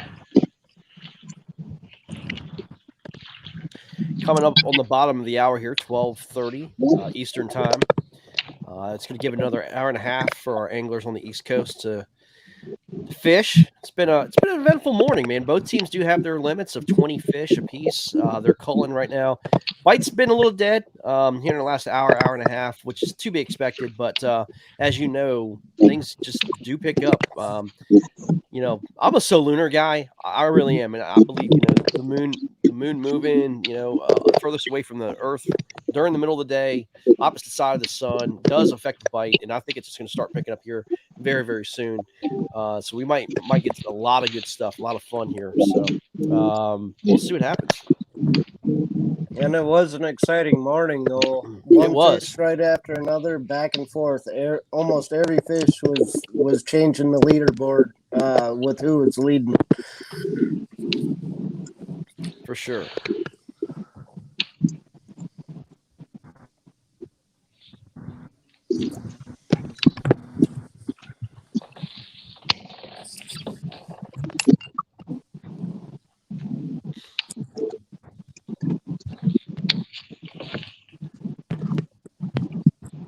Three and a half feet here. Guys, I have in front of me the trail schedule for KBF. Anybody interested in hearing about it? Let's hear it. KBF's schedule is as follows. We open with the looks like 10 Invitational here. It's going to be Kissimmee, Florida in January, the end of January. And then Lake Shasta in California in February. Then to Lake Murray. Roosevelt Lake in Arizona. That's in March 19th. And then April 2nd, Caddo Lake. April 23rd, Potomac River in Stafford. That's going to be a prime time. That's going to be prime time for that event. April 30th, Chatfield Lake in Denver, Colorado. April 30th and May 1st, Lake Gunnersville. May 21st is Lake Massillonsky in Maine. Snow Pond in Maine. June 4th, TBA in Utah. June 11th and 12th, Lake Champlain. July 16th and 17th, California. July 23rd, 24th, Lake Erie in St. Clair, both of them combined. And August 20 and 21st, California. October is the championship at Kentucky Lake. So if I'm not mistaken, 1, 2, 3, 4, 5, 6. Over half of the schedule's out west this year. Does that make any sense?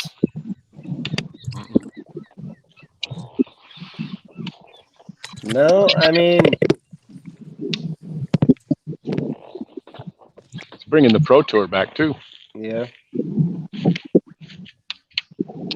you see what they're doing for the rule they're adding for the NC? No. Video confirmation of all your releases go with your photo.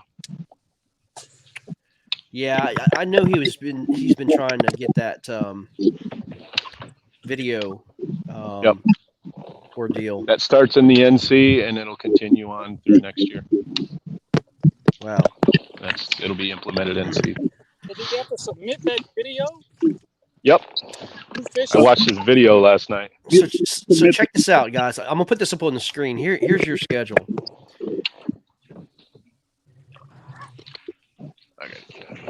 Kissimmee, California, man, over half are out west. Denver, Colorado, Utah, California. I wonder what the strategy there is.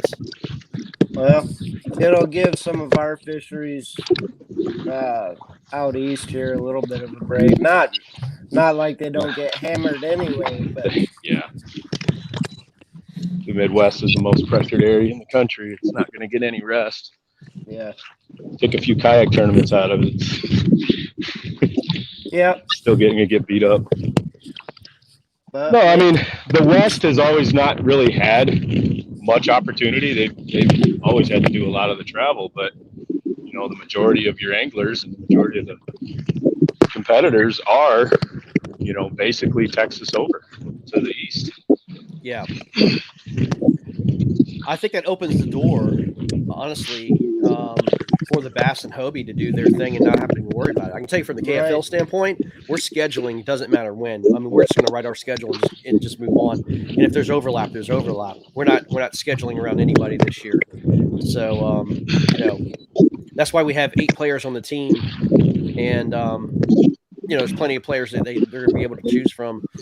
So if a player from the KFL is chasing AOI, that it's their decision, you know, but they're just not going to be able to participate in the KFL event. But I find it very interesting that over half of the schedule is out west, though. I'm not sure the reasoning behind that.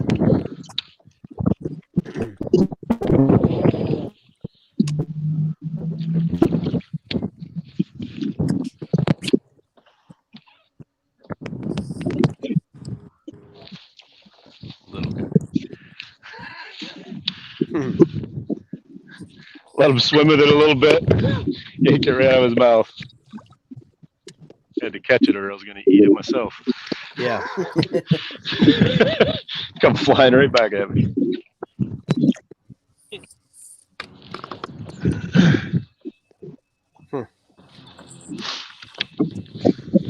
South just took another jump. Jason Campbell now puts up, oh my gosh, a 23 incher.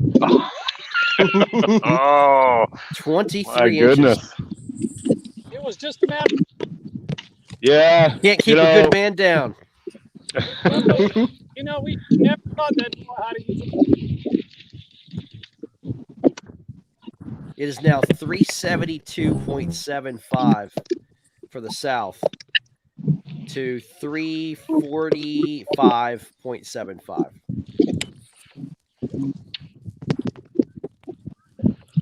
which there's still plenty of time.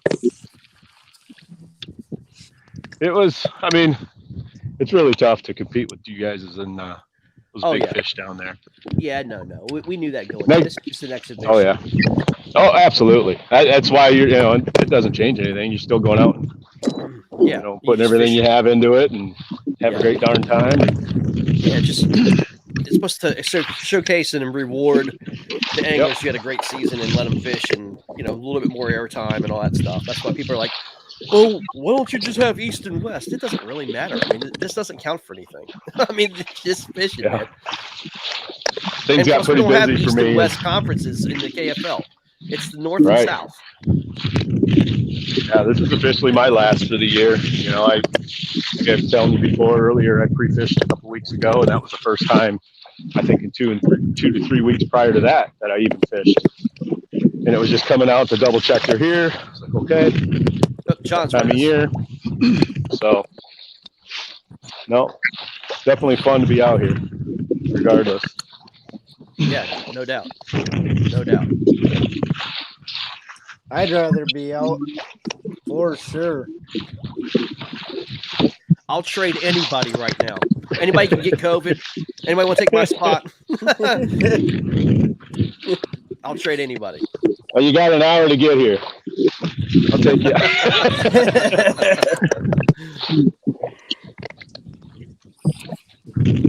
Let me go ahead and call George, man. He'll pick me up in his plane. There we go.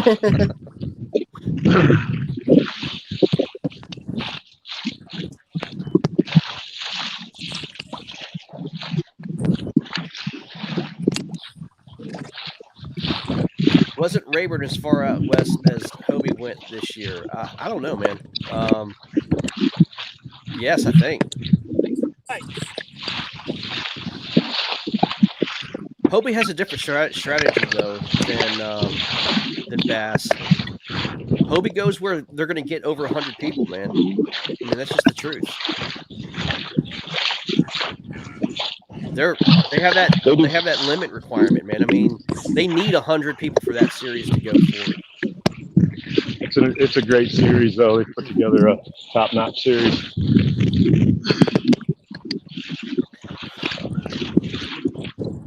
They're fun to fish. We have some great ones out there. Mm-hmm. And that for any, like, especially any new kayak anglers watching, you know, jump in at your local level. There's up, Jim. You on? All right. We got got Jim on. 10-pound brim, is it? Nope. There's another one. Is it going to help you 1/4 inch? I don't think so. No, it looks small. Their small is 17 and a half. 17 and a half is the small for the south. The north is 16 and 1/4.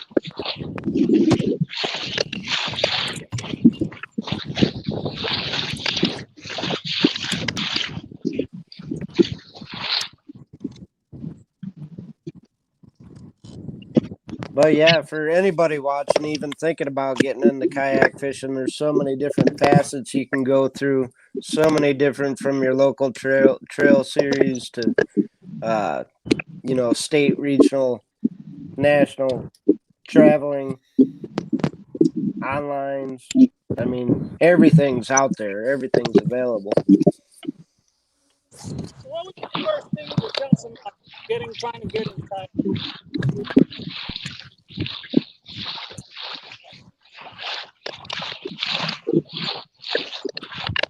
I didn't catch that. Hey, what would be the first thing you tell somebody trying to get in kayak? Hold on, let me mute some guys here real quick. All right, Jim, one more time, buddy. What would be the first thing you would tell somebody trying to get into kayak? Get your butt in a boat. You know, the first thing I would tell somebody is just do it. Don't worry about all the other stuff. Don't pay attention to the noise. Just get you a kayak, get you a rod, try it out, and then, you know, just experience it yourself and then go from there. Don't try to hit home runs. Don't try to, you know, buy a bunch of equipment and all this other stuff and try to rig up your kayak to be like this souped up bass machine. Just get out there and do it. Stay simple. Yeah, and I personally believe that the average guy probably do about 4 or 5 kayaks settles in. I agree. Yep. I would tell them, don't worry about kayak. Right? And another thing too is find a kayak that best suits your style of fishing. Yeah. Be comfortable. Yeah. You know, and like you just said earlier, just a minute ago, just go and do it. You know, some people feel a little intimidated, especially if they start seeing, you know, someone they might recognize doing a local tournament, and they might feel a little intimidated by that, and they shouldn't be, because, you know, it's still fishing at the end of the day, and most importantly, you know, we're all out to grow the sport and share information and teach, and it's your perfect opportunity to go out there and kind of become friends with some of your more seasoned anglers and learn a lot of technique, tricks of the trade, because we're all not afraid to share. You know, we want to welcome people like that into the sport and grow it. And a lot of us are like an open book, you know, so don't feel intimidated. As stated, just go do it. I haven't seen my other 2 kayaks all summer because they've been on. Had a couple guys borrow them to get into the local tournament scene.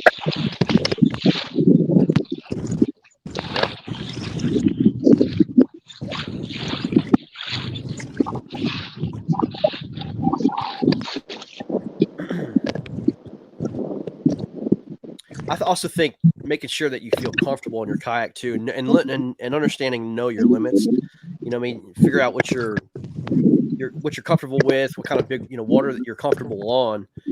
If you're not a big water guy, stay off the big water. If you have experience and your limitations and all that stuff, then go venture it, man. But I see a lot of new guys that want to go out and conquer 3-footers and 4-footers and think they're invincible. They don't have the proper safety measures and the equipment and everything else, and then they get themselves in trouble and all that stuff because they're just too hard-headed and prideful. That's where you get yourself in trouble big time, man. But understand and have all the safety items that you need to make sure that you're comfortable. Go out there fishing, and also too, don't be afraid to go out and fish some bad weather stuff, man. Don't be a fair weather fisherman. Figure out what your limits are on let's say if you have a wind that's 10 to 15 miles an hour or even 20 miles an hour. See how comfortable you do feel, and if you feel a little squirrely, get off the water. Just know your limitations. It's huge. Absolutely. And reach out to people on Facebook if you're still on the fence about what you want. I know I receive quite a few messages a lot of the time, and they'll just simply, like you just stated, Greg, they'll just ask, hey, this is what I'm thinking about doing. What do you think I should do? Don't be afraid to reach out to people who are already in a boat and doing this, and just get their point of view, and they'll just tell you. I mean, we're all going to tell them to just get in a boat, period, and find, like you said, what's comfortable. But you're able to tell them right off the bat, a sit on, not a sit in. We all know that, like just the basics, and don't be afraid to reach out for that either. Understand too, the conditions you launch from is not the conditions that you're going to return to. No, you know what I mean? Yeah. and learn how to read nature. Learn how to read nature. I mean, know what like sailor skies are, and look at your radar, and always pay attention, man, because you can get out there. You get yourself stuck out to really interesting situations real quick. Well, and I think most people can attest that, jumping into the kayaks, it sort of just naturally makes you become a better angler from a safety standpoint, to a skill level standpoint, to, like you just said, reading maps and weather apps and things like that. You kind of take it a little bit for granted in boats. You just sort of go. I know I used to. And so now with kayaks, you just break things down so much more. That's just the other upside to this sport. This is going to make you a better angler. Yeah. And on the flip side too, push the limit too in terms of your angling skills, man. I mean, you're gonna be able to do things that you're, in a kayak that you're not used to doing, either bank fishing or in a boat. Getting skinnier water, dock skipping, going under and through coverts, explore, man. That's one thing that's great about kayak fishing. You have the ability to explore different areas and different things that you're not able to otherwise. And don't be afraid to do it, man. Go out there and tickle that adventurous itch you've got inside you, man, and it's incredible. I mean, it's incredible. Some of the things that you'll see going down a creek that you never thought you'd go down, or going out to a bay or something like that you never thought even think twice about. That's usually where your best fishing is too. So anyway, get your adventure on. Without a doubt.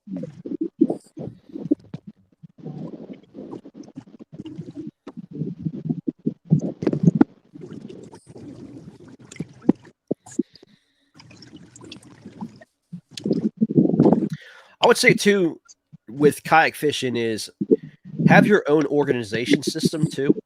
To when you're out fishing, be as efficient as possible.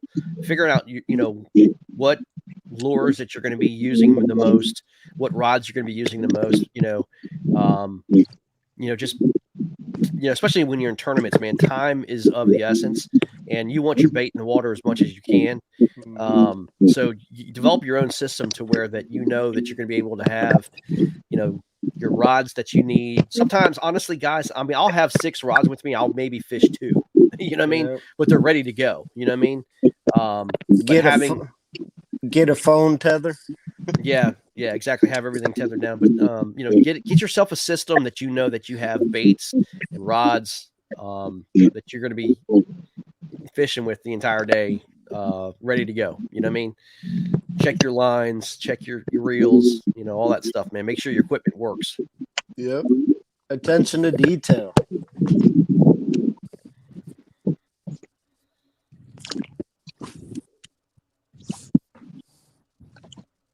Another thing too, this was told to me a long time ago too, and this is so true. Don't fish somebody else's tournament. You know what I mean? Fish your own tournament. Don't listen to doc talk. It's great to get information and stuff, but sometimes you get information overload. You forget your own gut feeling, your own experiences and stuff like that. Fish your own tournament, man. Don't fish your buddy's tournament for him. Fish. You're out there. At the end of the day, he's a competitor. You know what I mean? And don't try to fish behind them or whatever. Just go out and fish your own tournament, man. Be respectful and do your thing, man. And the biggest competitor all of us face is our own selves when we're on the water. So we're our own worst critics. For sure. For sure.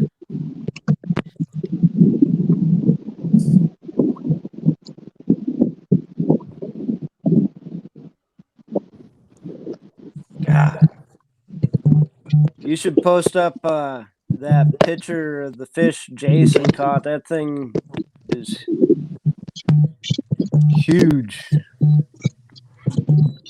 Yeah, let me take a look here. It's a good looking bass. It's got quite the forehead on it. Yeah, it is a big body or big headed fish. Let's see if I can pull it up. I think a third of its body is its head. Holy crap.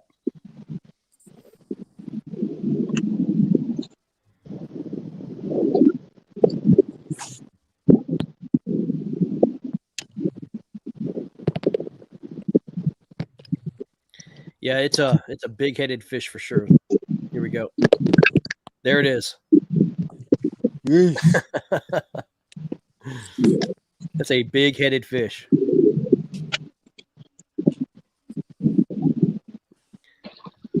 It almost looks like he skipped leg day.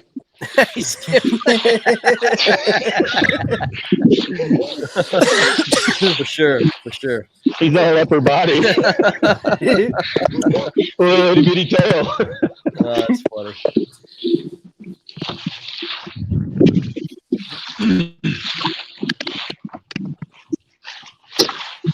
Todd Patrick is giving us a college football update. Georgia is straight up. We got a in Arkansas. John got a fish. Oh, John. there we go. Nice. Uh-oh. Good one. A little bit. That'll help him out. A little action this afternoon. John Fox out of Florida. What's up, guys? A long time without a fight.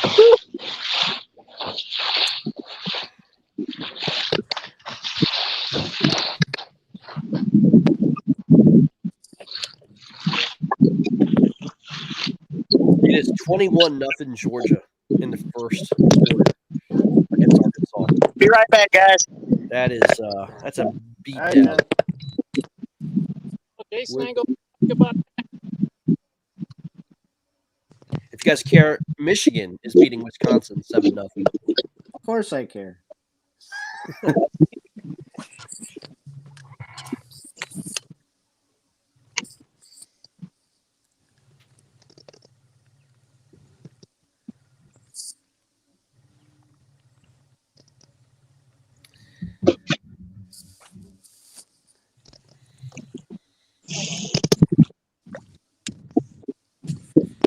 So we wait. Nothing could be worse than that game last night with the Terps. I will tell you, Jonathan, that was actually sweet. I hit a 4-legged parlay last night for some ducats, and one of which was a blowout by Iowa. So I was very happy to see that, man. So screw the Terps,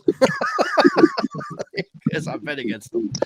I hit a big parlay last night, y'all. I ain't gonna lie. I was very happy to see that.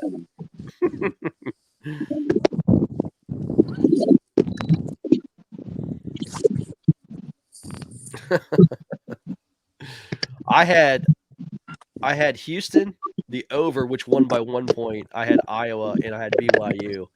That was the 4-legged, and nailed it. Jim's on. Jim's on. Is it a good one, Jim?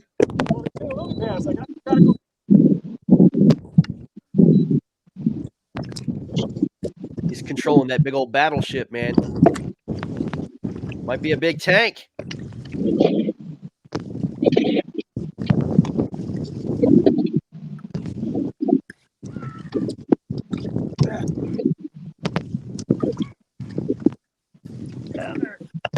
Oh, he's in the grass.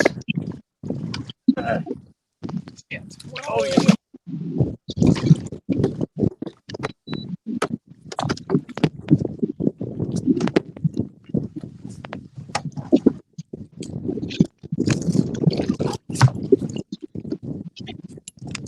Okay. Decent one. So here's a lesson for you guys. Catch a fish in the lily pads. Don't try to pull him out. Just go meet him. Go get him, huh? There you go. Pull him tight. Pull him tight, and your hook goes around the pad. You unhook that fish. It goes around the pad still. It's a great unhooker. It is the great unhooker. There's no doubt about that. So just pull him snug and go meet him. There you go. Wise words by Jim Louvier. I was fishing one time, Greg, with 10-pound line in lily pads. And my buddy told me I caught an 8.5. Wow. Oh, Stephen Bell's got one on.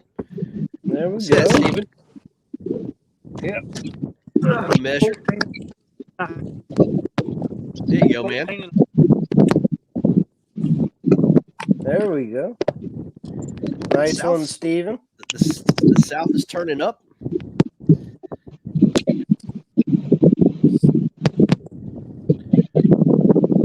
Hour and 7 minutes to go for the for the East Coast.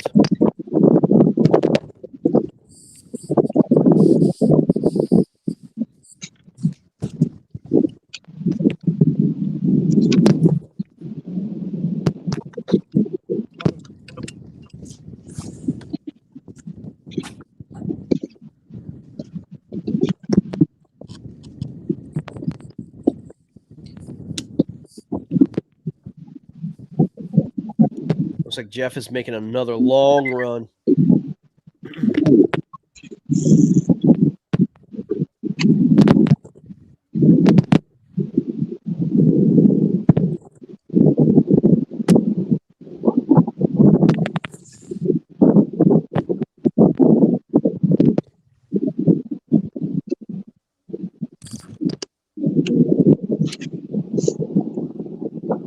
South now has a 30-inch advantage over the North.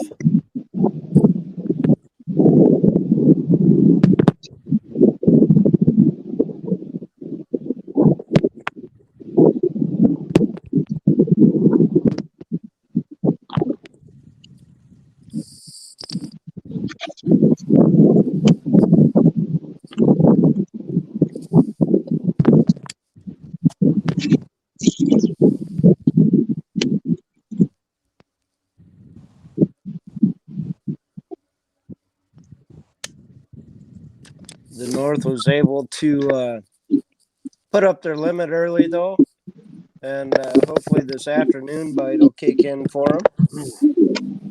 Garrett Morgan, Matt Kasparek, James Louvier. Garrett Morgan leads all at 92 inches best 5. That's pretty good.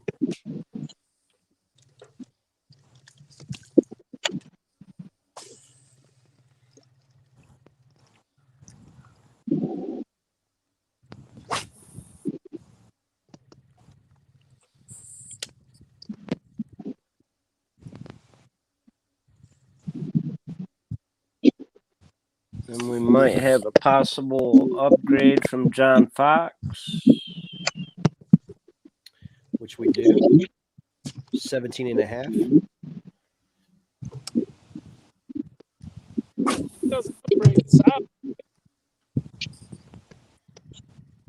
Brian Howell as well, 17.5.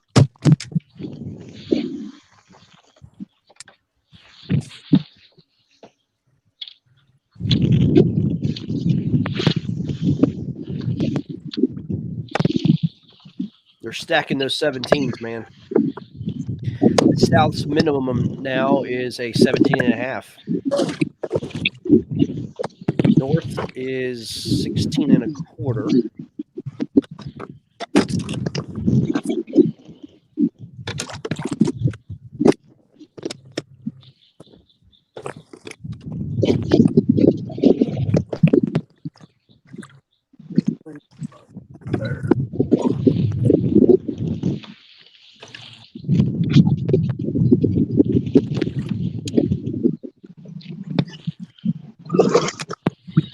John Fox is back on. Justin, you got one on, bud? Yeah, I got it. Bacon.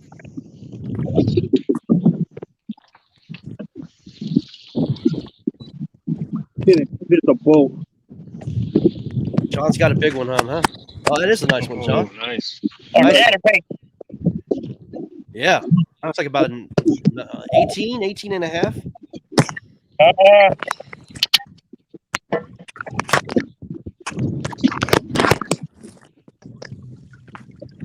19.25 is what it's going to be. Oh, nice.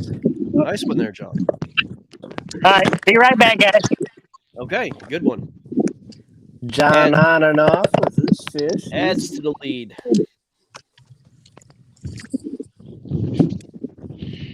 Ouch.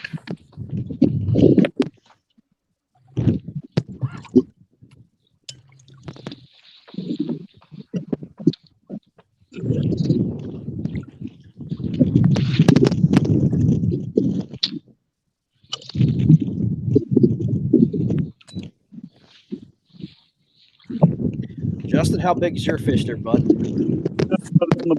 Wet in the board, but somewhere around 17. All right.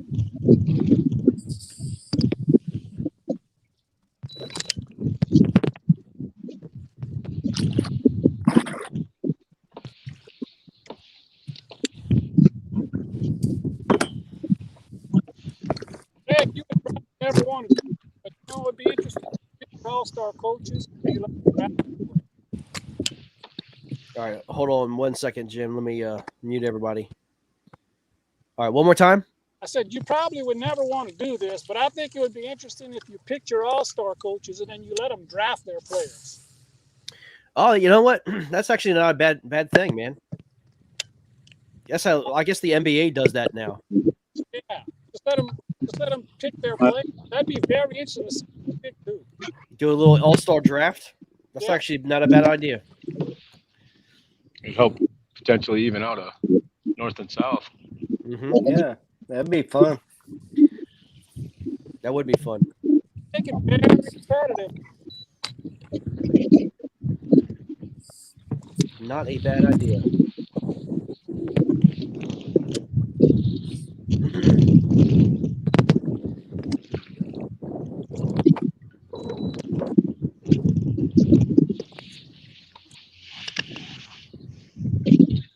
So how do you get one of them fancy hats there, Greg? You got a store up on Motion Sports? Yeah, actually, What do we you do. got going on? MotionSportsNetwork.com. Yeah, we have baseball jerseys and hats and all that good stuff. Yeah, man, go to MotionSportsNetwork.com. Some apparel is available now for Motion Sports. So, yeah, really cool, man. Very cool. Thanks for asking. Yeah, that's awesome. You don't want to spend that money. Next year, you got to make it to the championship game. Exactly. That'd be a little added motivation. Yeah, no doubt. No doubt. We've got a lot of announcements coming up here, man. Hopefully we'll have all the announcements here lined up by November 30th. A lot of stuff going on with the KFL next year. Trust me. Stuff that's going in the works, man. Can't wait to announce everything. It's going to be a lot of fun.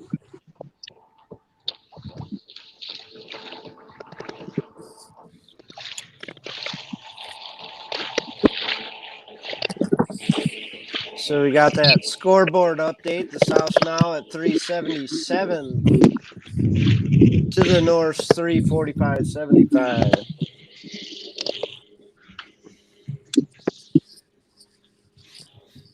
It is a runaway freight train with no brakes right now from the South.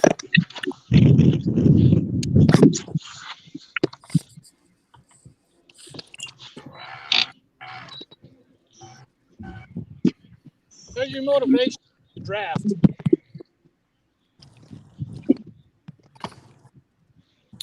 Yeah, that would be a lot of fun.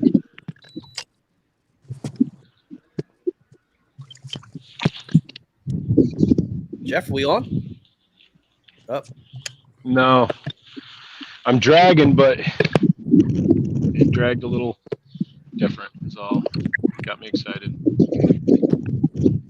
I'm just drifting right now.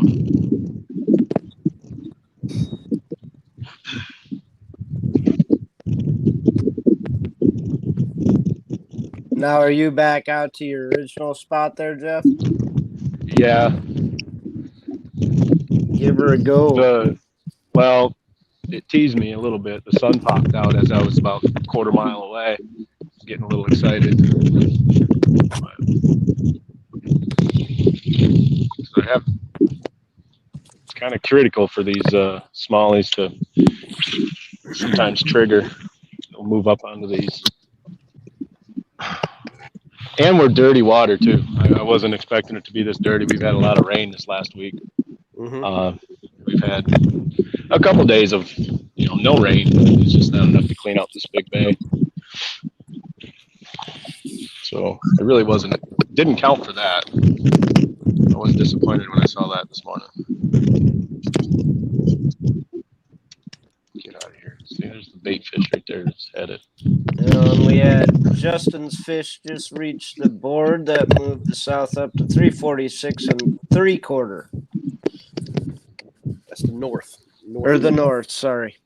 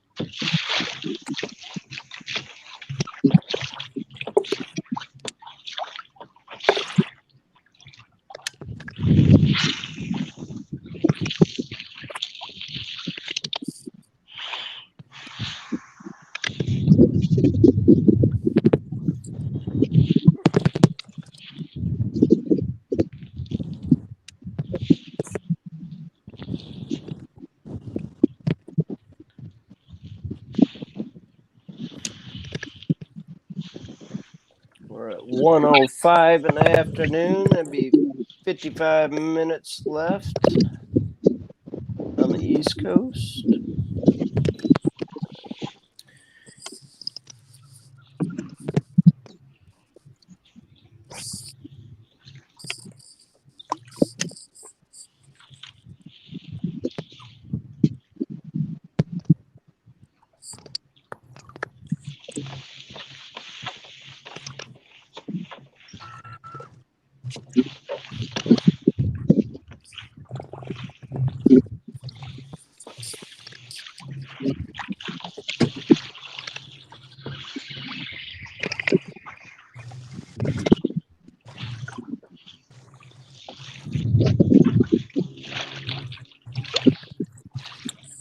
Guys, also want to remind you, don't forget to download the Motion Sports app right here. I don't know if you can see this, but that Motion Sports app right there, that's where you're going to get all the KFL information as well as all the other sports. Really, really cool. You can download it on major phone carriers. We announced basically, the championship MVP and all that stuff. We got some shows coming out also too, Really excited about Chris Delgado has got a podcast, as well as Derek Brundle. He's going to have what's called the 508 Outdoor Show coming up. So keep it tuned into Motion Sports Network as well. It's going to be a lot of fun. There's really cool things, articles that you can check out on the app, all the latest news and all that good stuff. So I highly recommend you do that. Check out the videos. You can go to Facebook, Twitter, YouTube, all that good stuff on it. So, yeah, really, really fun. Hey, I don't know if you watched the South preview last night, but Chris Delgado, the funny dude. Oh, he's a great dude. I mean, he's made for the camera. The guy is hilarious, and I mean, just a great personality. I was sitting in my living room just rolling. Oh yeah, yep. I was under intense medication when his show started. I was like, oh man, I just couldn't keep my eyes open, man. I tell you what. But get a chance, you ought to go back and watch it. It was very interesting. Yeah. I caught some of it, half of it last night. It was really, really good. Yeah, he's gonna do a good job. My favorite part was when Chris got disconnected and Brian Howell goes, he's gonna come back. I hope. Yeah. So it's he's good stuff. You know, Brian is not a words.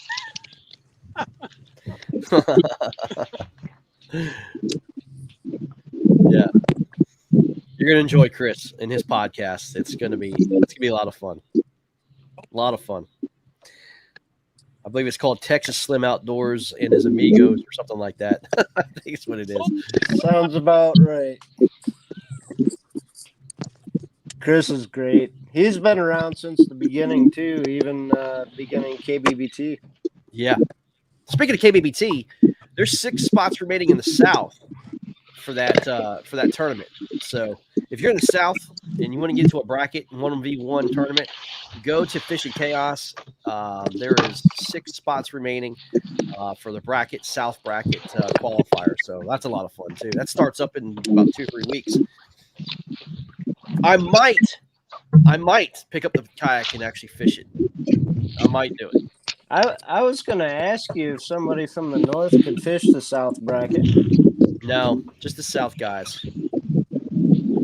Just the South guys. Well, wait. Right, if you're willing to 5, you would, right? Say what? You have to fish. You have to fish in the South, but a North guy could go to Florida and fish it or come to Texas. If he's going to be in the South, yeah. If he's going to be in the South, for sure.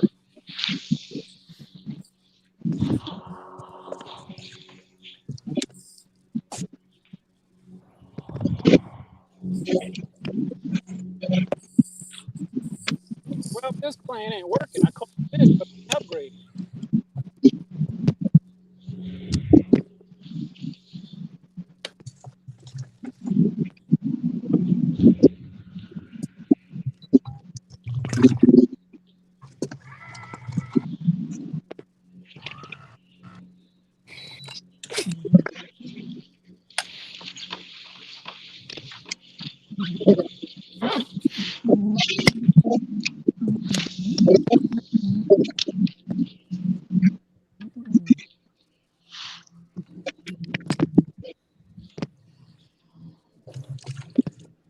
Looks like we got John's upgrade there. Moves the South to 3. You cannot fish the South bracket from the North. No. South's now at 379 1/4. Got another upgrade, huh? Yeah, I believe that was John's last fish, maybe. Okay. Caleb Helbig throws up another one. Helbig's on a roll here. Helbig with a 19 3/4.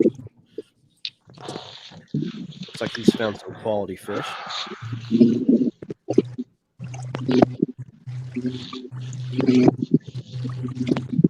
Ken Wood puts up another one on the board. 16 3/4. These North guys are stuck in that 16 mode. Yeah. Are we now to the point where our smallest fish is 18 inches? 379 to 347.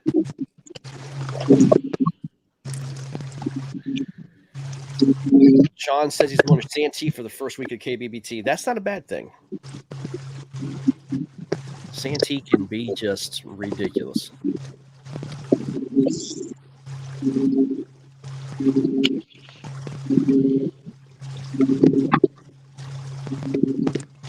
John Fox is back with us.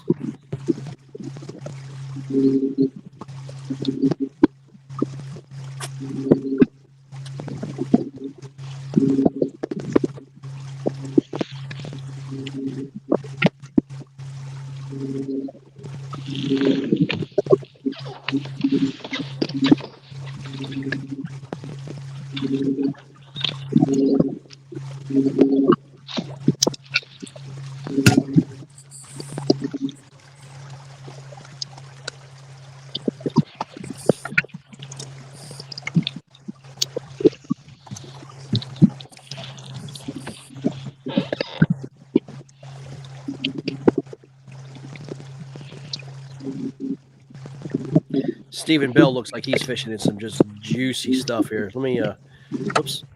Go ahead and get Stephen on. That just looks too good.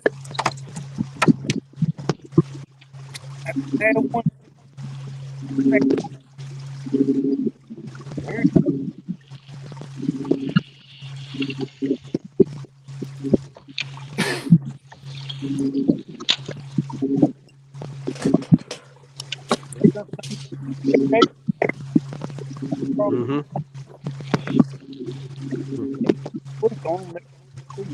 Matt, how's fishing up your area, man? By the way, congratulations on your second place the other day. Yeah, it should have been a first, but the fish just weren't there on day 2. But 97 inches the first day, huh? Yeah, almost 98. Jeez Louise. Yeah, it was a good day.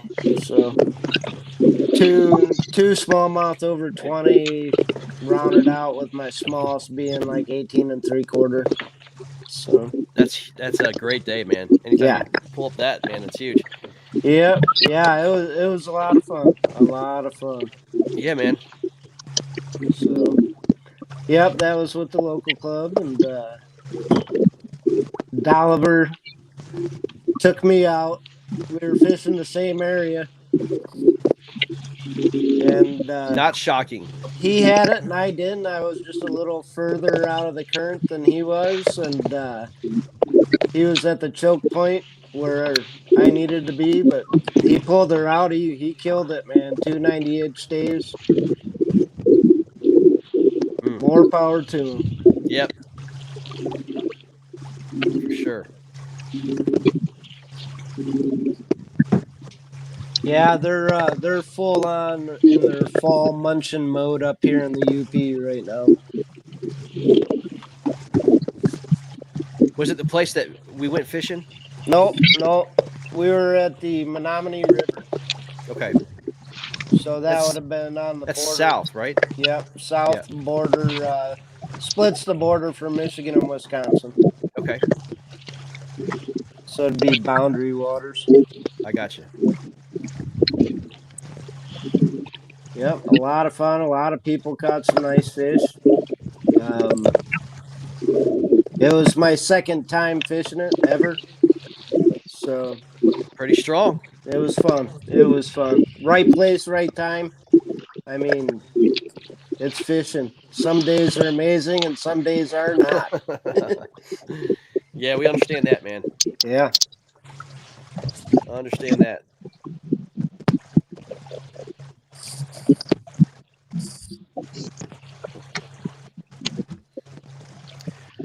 Those of you who are traveling down to National Championship, guys, good luck.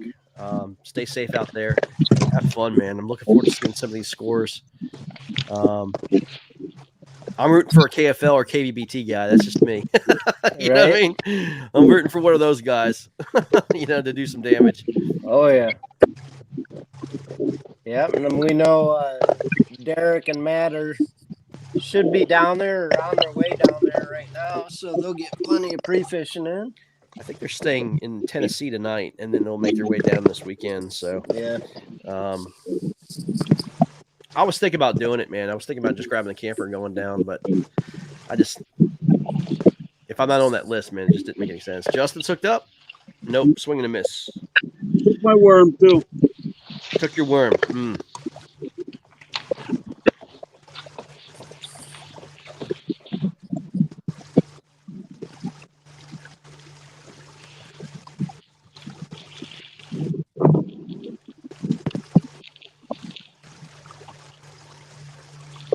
North Carolina usually has it. It's called the Oak Island Classic. It's out of Oak Island, North Carolina. They're not having the Classic this year, which is pretty disappointing. But usually it's the same weekend as that championship. So I was hoping it would be there, but it's a really fun event. There's an offshore series as well as inshore series, and I was certainly hoping to get into the offshore series and see what happens, man.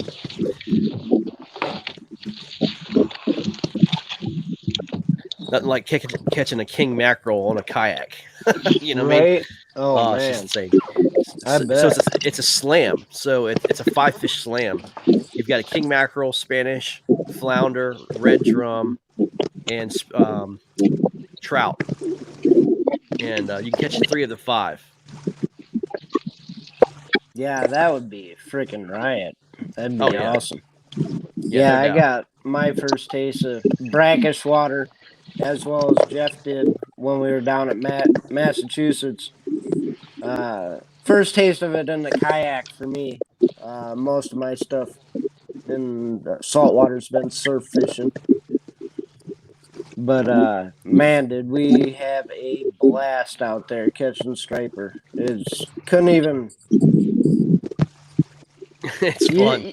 You just fish till you get tired, take a 5-minute break, and do it again. I can't do it anymore. Yeah. One more cast. Yeah. Yeah, it is crazy. It was a lot of fun. It was a blast.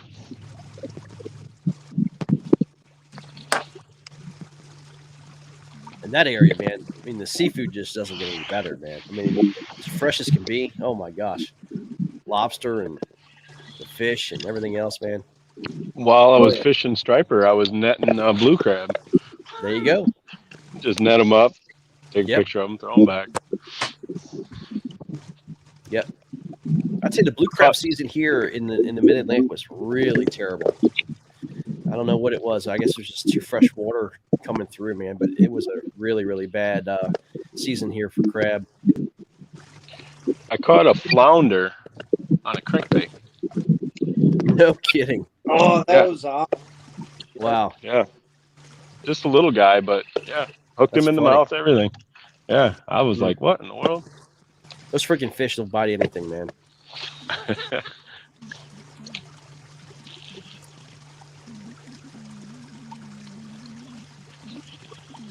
Let's see. Let me see if we get John. Hey, John, fix your phone for us, Billy. Right. Yeah, there we go. All right, there we go. Waves out here getting a little rough. I see you bouncing up and down, man. It's a little windy. I might get the fish going here, man. Jeff, what's your thoughts about that schedule, man? It'll be tough for the Midwest guys. I know they're really going to push the Challenge Series and stuff, but the Pro Tour's coming back next year from what I had watched, and it'll be in conjunction with all the trail events. They'll hold a separate Pro Tour again, but you got to qualify to be in it. Yeah. And so you see, I think a lot of the guys will be focusing on that, but I'll be curious to how many turn out for a regular trail event from the Midwest on all of those Western events. So, I can see the Pro Tour guys getting out there as much as they can. Yeah. I'd be curious to how many of your, just ordinary trail event participants get out that way from this side. I mean, I know they got pretty good turnouts out there in the West on their events alone, but I'd be curious to how many travelers you get to get out that way. That's what I'm saying. I mean, it's going to be hard for those East Coast guys to get out. Especially if you're going to have Pro Tour in conjunction with the trail events. I mean, I can't see many East Coast guys signing up for the pro event and then having in conjunction with that trail event and have it out in California and then Denver and Utah and seeing if those East Coast guys are going to travel out that way. I don't know, man. Right.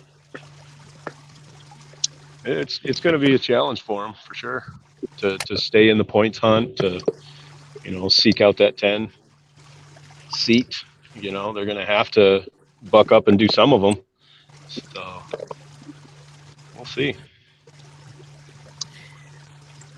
Yeah, let me pull up the schedule one more time.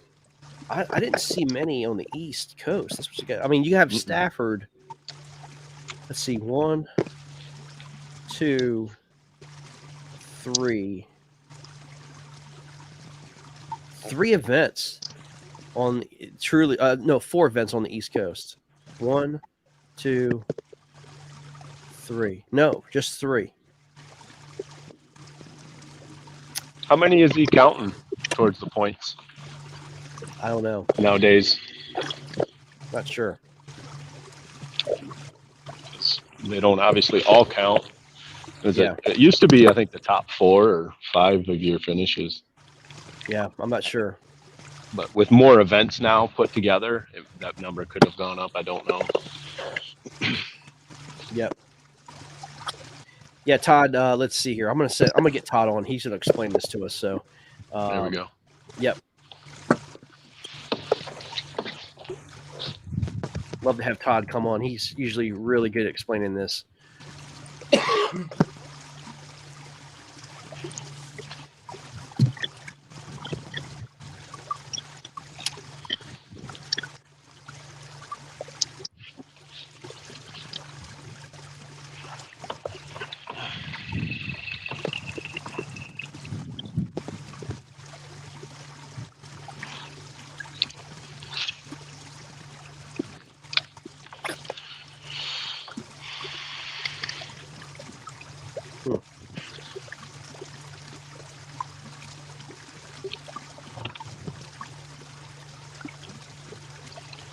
All right, Todd, I went ahead and sent you a invite.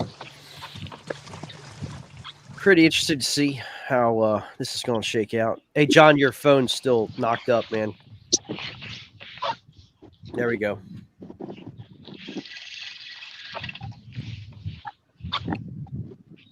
Oh, here he comes.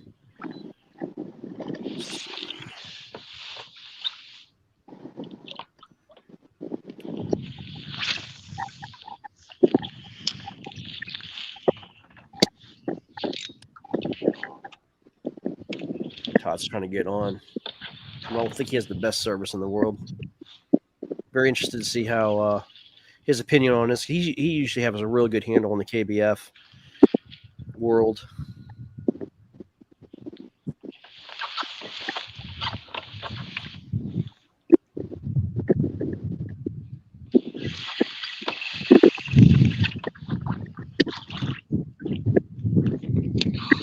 Greg Kress, I'm staying with Nose on the Potomac River event. You're more than welcome to stay with me, dude. 100%.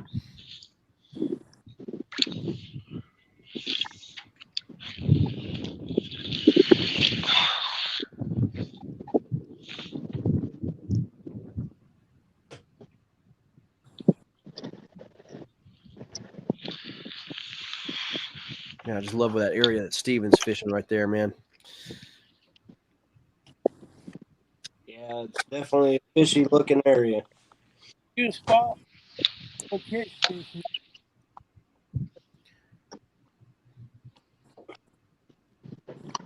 Got 35 minutes till the East Coast time ends. I just had 2 good marks below me. Dragged through there, pulled up a nice blade of grass, which I haven't pulled up all day yet. Come off the side of the rock pile. Gotta get them. Come. It's like this, like that second bit of hope.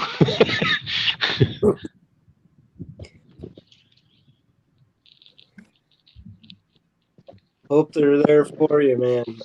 Well, I hope they're willing to eat. Right. I think that's the trick, because sometimes you get out here, you can't even hardly see them in the rocks. You just start casting in there and you'll start hooking up, but you don't necessarily see them. These guys were off to the side and they were clear as day. There's two of them. College football update. If anybody wants to know, Georgia is beating Arkansas 24-0. That's a shocker to me. I would have thought that Arkansas would put up a better fight than that. Michigan's up 10-3 on Wisconsin. Louisville and Wake Forest are 10-10.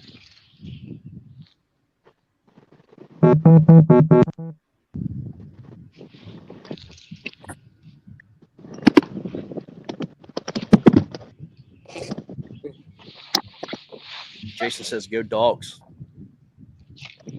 Georgia looking good.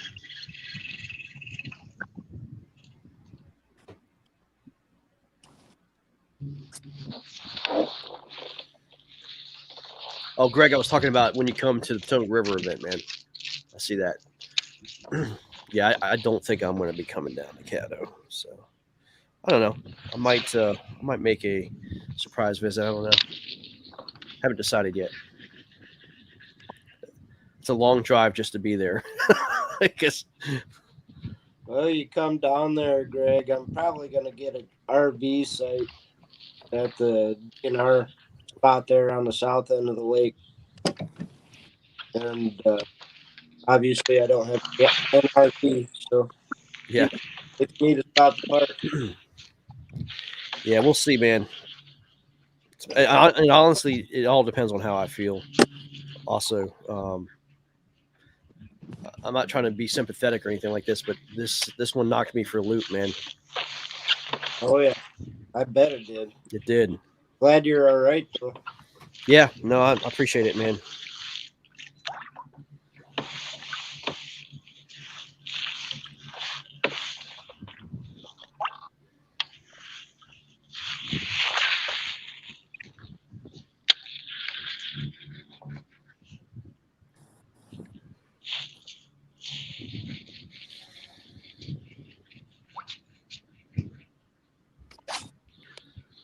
$379.25 to $347 3/4. Garrett Morgan leads the board. 92 inches. Best 5. There you go. Matt Kasparek, 89.5. Jim Louvier, 89.25. John Fox now at 88. Brian Sparks, 87 3/4, and Brian Howell, 86.5. So there you have it. The big brownies did not come to play today. That's what I think kind of hurt the North. Yep. Big fish, Sorry, Derek folks. Miller is 23 inches by Mr. Jason Campbell.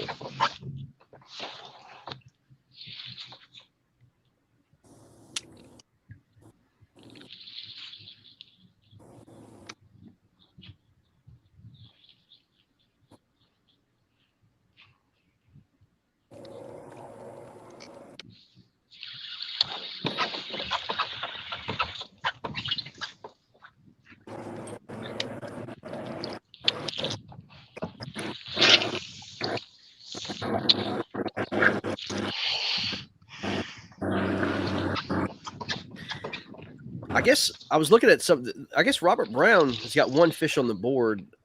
I thought maybe he had limited time to fish. But it looks like the Mid-Atlantic as a whole just been struggling. Robert with a 16-incher, Matt Dunn with 30 inches, Stephen Bell with 47 inches. Looks like the Mid-Atlantic is really struggling. It's either going to be north or the south. Valber Santos for the north throws up 16 3/4, another upgrade.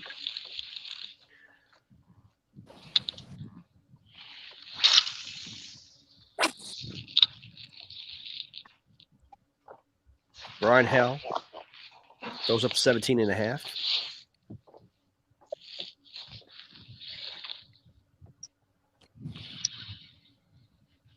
That gets his 5th fish at 86.5.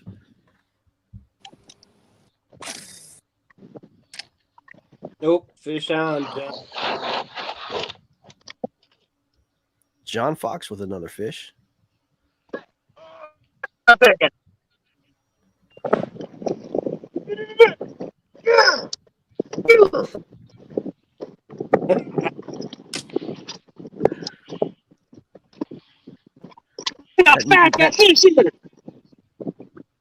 Whoa, jeez. Nice. Thing's a fatty dude. Wow. Good Lord, that's a fat fish, dude. Hey, turn that fish sideways. Let me see that thing. Man. Good Lord. That's a healthy fish. Oh, hey, can you look in there? There's a big old tail in there. We can't really see it, man. It's blurred out, but wow. Gorging. That's a big crappie. No way. Wow. That's awesome. That's a big old crappie in there. Wow. I bet that thing weighs 5 pounds. Okay, 20. 20-incher with a crappie. Can't make it up. That's awesome. Look at that smile on his face. Be right back, guys. All right. Man. See we can see in there. That's funny. A 2-for-1 special. Yeah. Oh my God.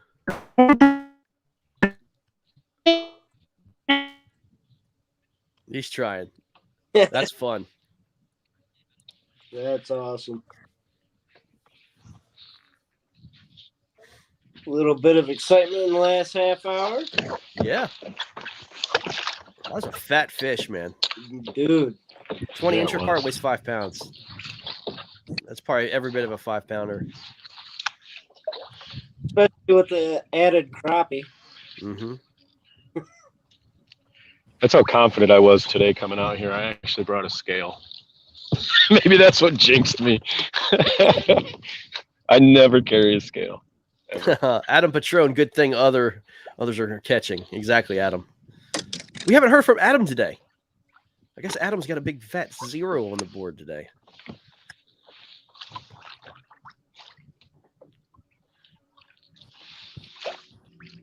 Looks like maybe a little bit of sun trying to poke out there, Jeff. Yeah, a little bit. That's why I'm going back down to the other end of my pile here. Oh, never mind. Somebody saw something. Yeah. Mm-hmm.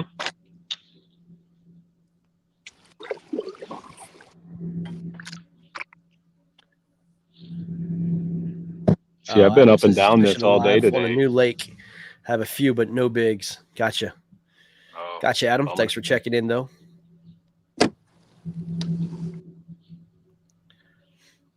But I've been up and down this thing, obviously, quite a few times today, and I haven't been marking them. And now it's like 3 or 4 now I've seen. Nice. Adam, I will tell you, if you're still listening, that you were picked as one of the favorites to take the championship home off of Caddo. So no pressure. Everybody's looking at you, Adam Patron.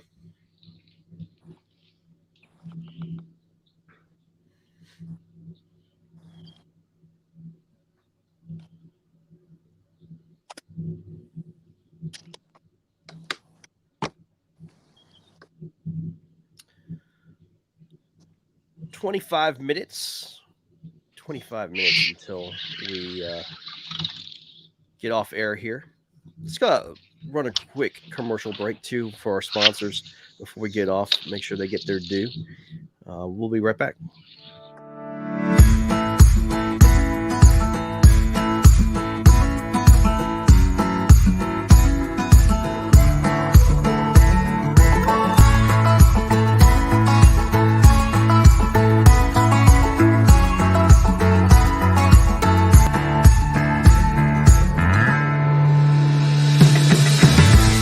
The roots of history run deep through Stafford, Virginia. We've raised leaders, featured artists, and honored those heroes among us. We've learned from the battles fought and we look to the future with hope.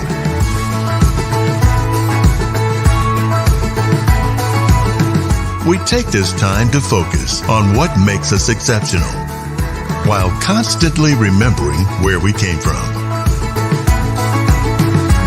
We're always open to fresh ideas and innovation, and savor all of the flavor at our fingertips.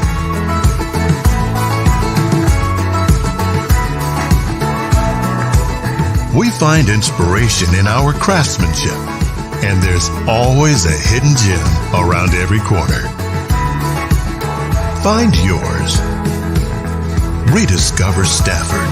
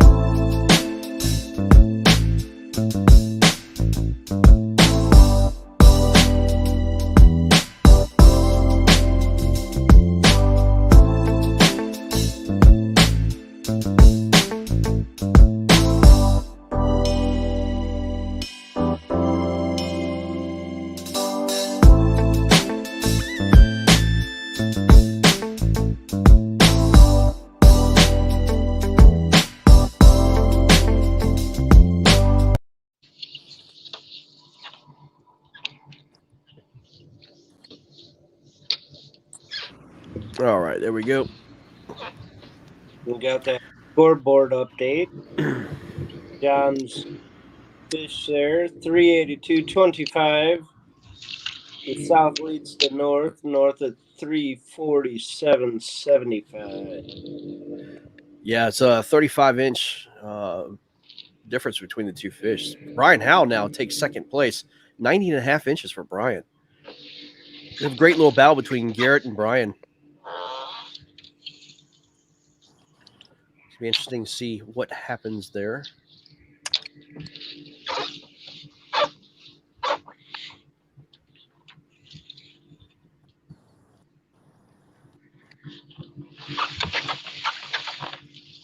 Oh, Brian just put up a 20.5, it looks like. Yep, 20.5.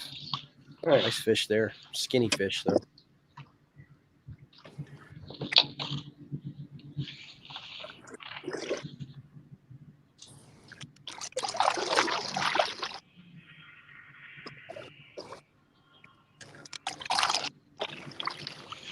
Looks like the South is definitely starting to catch on, man. You know, it looked like, basically in August and September, the South looked like it was struggling a little bit in terms of fishing, but it's starting to catch on, man, as you do expect. I mean, the fall run happening, and these fish are starting to gorge themselves, so getting ready for the wintertime, but looks good. I mean, the South is definitely starting to catch on time, so water's starting to cool down, triggers those fish, man. Without a doubt.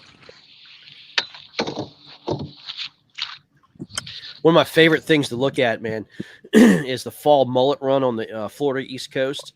It is absolutely spectacular to see the fall mullet run and all the tarpon and the snook and the sharks and the ray. I mean, everything just kind of congregates there on the East Coast of Florida, and it's just incredible to see the birds.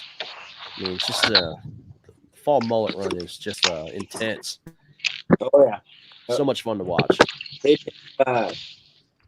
I used to live in Fort Walton Beach next to Destin there, and they used to do helicopter rides over the top, which were amazing. Yeah. Yep. John, what did that fish eat, buddy? What'd you throw? Chatterbait. Chatterbait. Okay.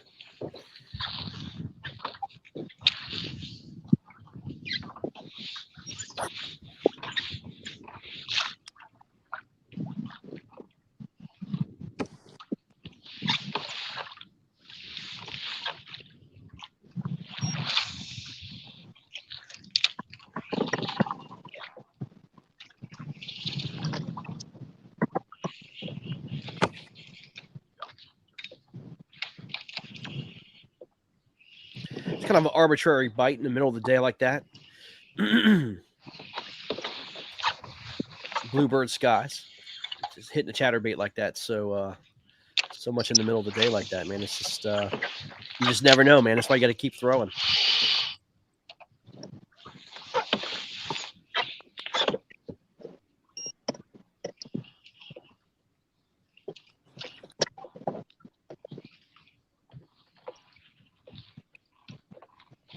You got another one in, John?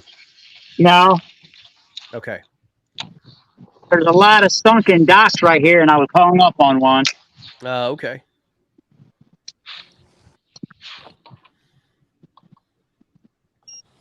I fished this area this morning with a Cinco and a frog. I figured I'd come back since the wind picked up quite a bit, so I put my chatterbait on and seemed to be doing well. Well, there you go. Making the rounds. It's been fun to showcase these all-stars, Matt, man, seeing, their abilities and what made them successful all year, man. The scoreboard definitely shows, their talents, man. And it's been pretty good to see.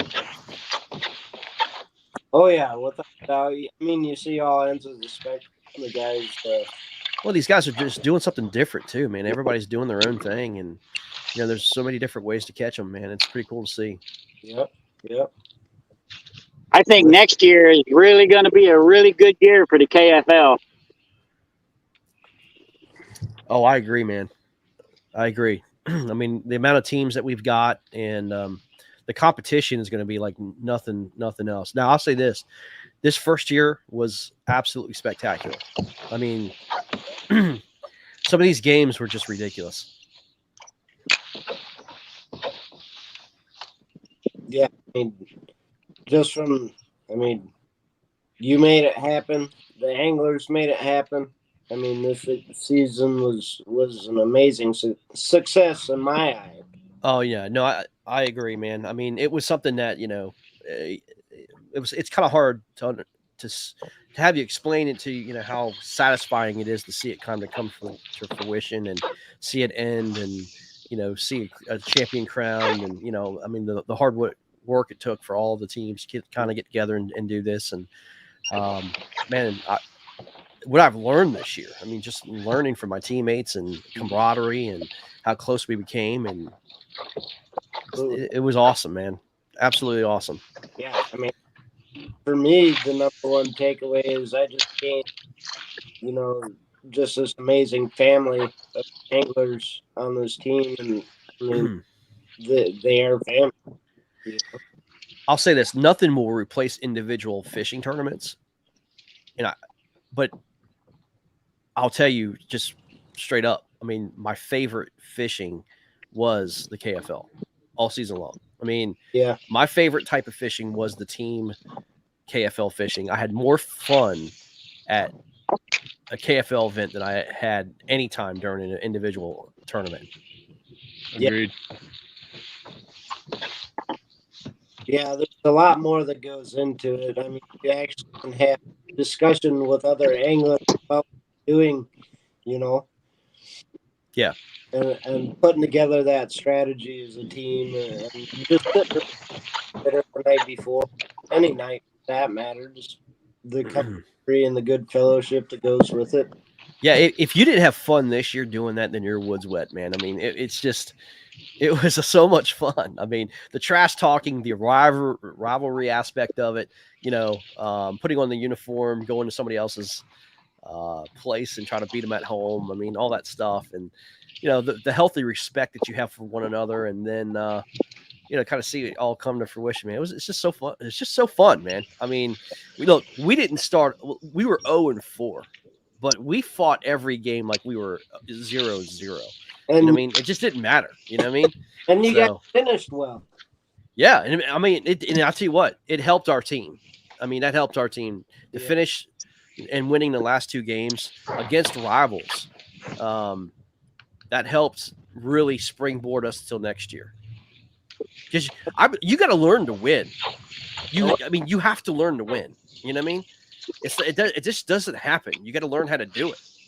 Yeah. Well, in an individual event, you don't strategize and say, if you're on bigs, you just go catch 2 kickers. In an individual event, you need 5.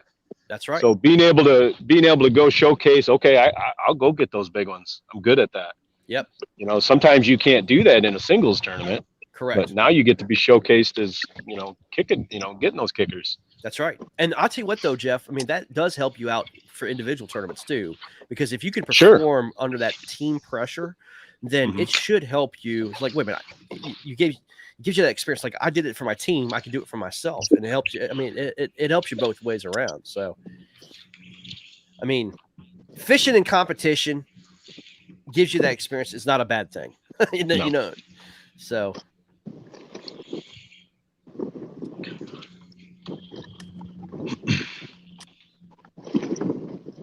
I will tell you, though, there's definitely some interest in eyes looking upon this league. I will say that. It's funny. I got a picture of somebody filling out a questionnaire, and it said, "What series do you fish out of?" And it lists, KBF and Hobie and Bass, and then the next one right there was KFL.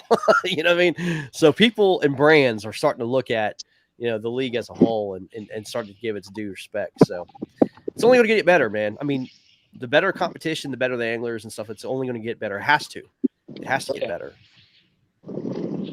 Absolutely. Well, as anglers, I'm probably say we're all excited.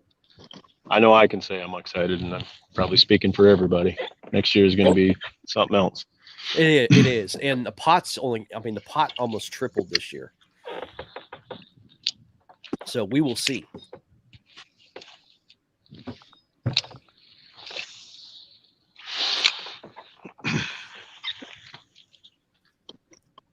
We're trying to hit the $1 million club, $1 million in revenue with all the teams, and well as 1 million views. That's our goal. That's our 3-year goal. The million club. That'd be a nice prize for first place.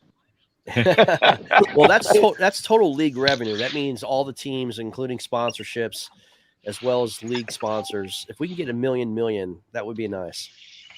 I'm good with 8 people splitting $1 million. I'm just saying. Well, John, make that happen, man. Get your contacts out of the bass boat world, man. That's the thing. Most of them, like the big sponsors for the bass boat world, are Ranger, Nitro, Tundra is another one. Mm-hmm. They're big, they're big they're big boats and trucks. So I'm talking to a buddy right now. He's sponsored by Toyota. I'm a fan. I've got one.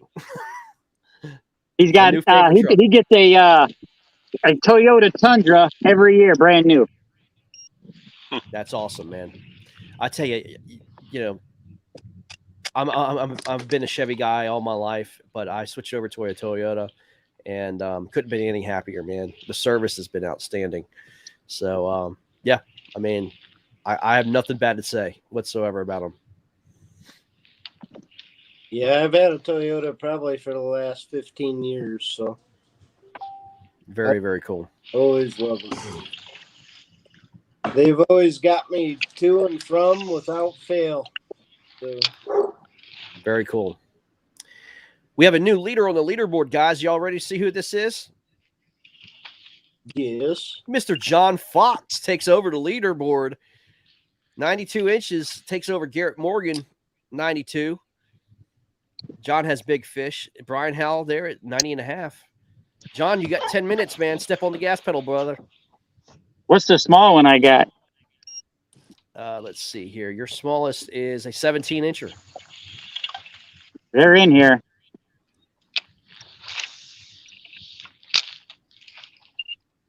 I found this lake about 3 weeks ago, and it just fishes so much like my style. It's just watch out for those golf balls flying over your head, John. Well, Not old people. John's fishing those villages lakes. Oh man.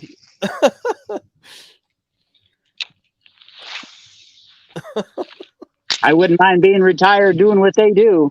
Oh, no kidding. Ain't that the truth? Look who we have here. It is Texas Slim. What's up, brother? Hey, buddy, how you doing? It looks like my prayers have been working. Yeah, man. We do appreciate it, man. Yes, of course. Yes, of course. What's up, Mr. Matt Linesman? How you doing? How you doing, Slim? I'm doing all right. Any better and I'd be in trouble, my friend. Without him. Heck yeah. Dude, great job on the show last night, man. Thanks for doing that, man. That was good Hey, stuff. yeah, absolutely. I'm a little rusty. I'm not going to lie, man. You know, I felt like a fat girl at prom. I wasn't sure what to do at the moment, but, you know. Hey, when in doubt, just drink, punch, and eat, man. Absolutely. Speaking of punching, I just got off of Fairfield, actually, and I had a good time out there with a couple AllStars, man. Yeah. So who's out there? Is it Mr. Hal? Mr. Well, I didn't see Mr. Howell, but I spent some time with Jim. I spent some time with Jeff, of course, and of course Big Moon and Jason Campbell himself. Gotcha. Yeah, man. It was really interesting to watch these guys all fish because they were all completely different tactics. Everybody there was doing something completely different. Guys, and don't catch COVID because then they start tracking you. I got a buddy who can take a little chip in your phone, man, and they put your location in other spots, dude. They will call you every 2 days to make sure that you're still in quarantine. Is that a Virginia thing? It's a Virginia thing, man. Wow. They want to make sure that and actually I had a real good conversation with them too. They do check up on you, man. Make sure you're okay. So they just want to make sure you're not spreading the crap. Yeah, sure, of course. You know, I got a call one time from the state of Texas about they were asking me. It was a survey, and I think they put me on the do not call back list after that survey because I never heard from them again, man. But yeah. Hey, you guys are in for a real treat once them boys here at Fairfield get some service, man. They've got some interesting fish that they're going to be uploading. I'm not gonna tease you guys. I'm not saying there's any giants or anything like that, but they definitely got on some solid fish. Nice. It was really fun to see these guys in action up close like that. Normally, when I fish against them during tournaments, we give each other space and whatnot.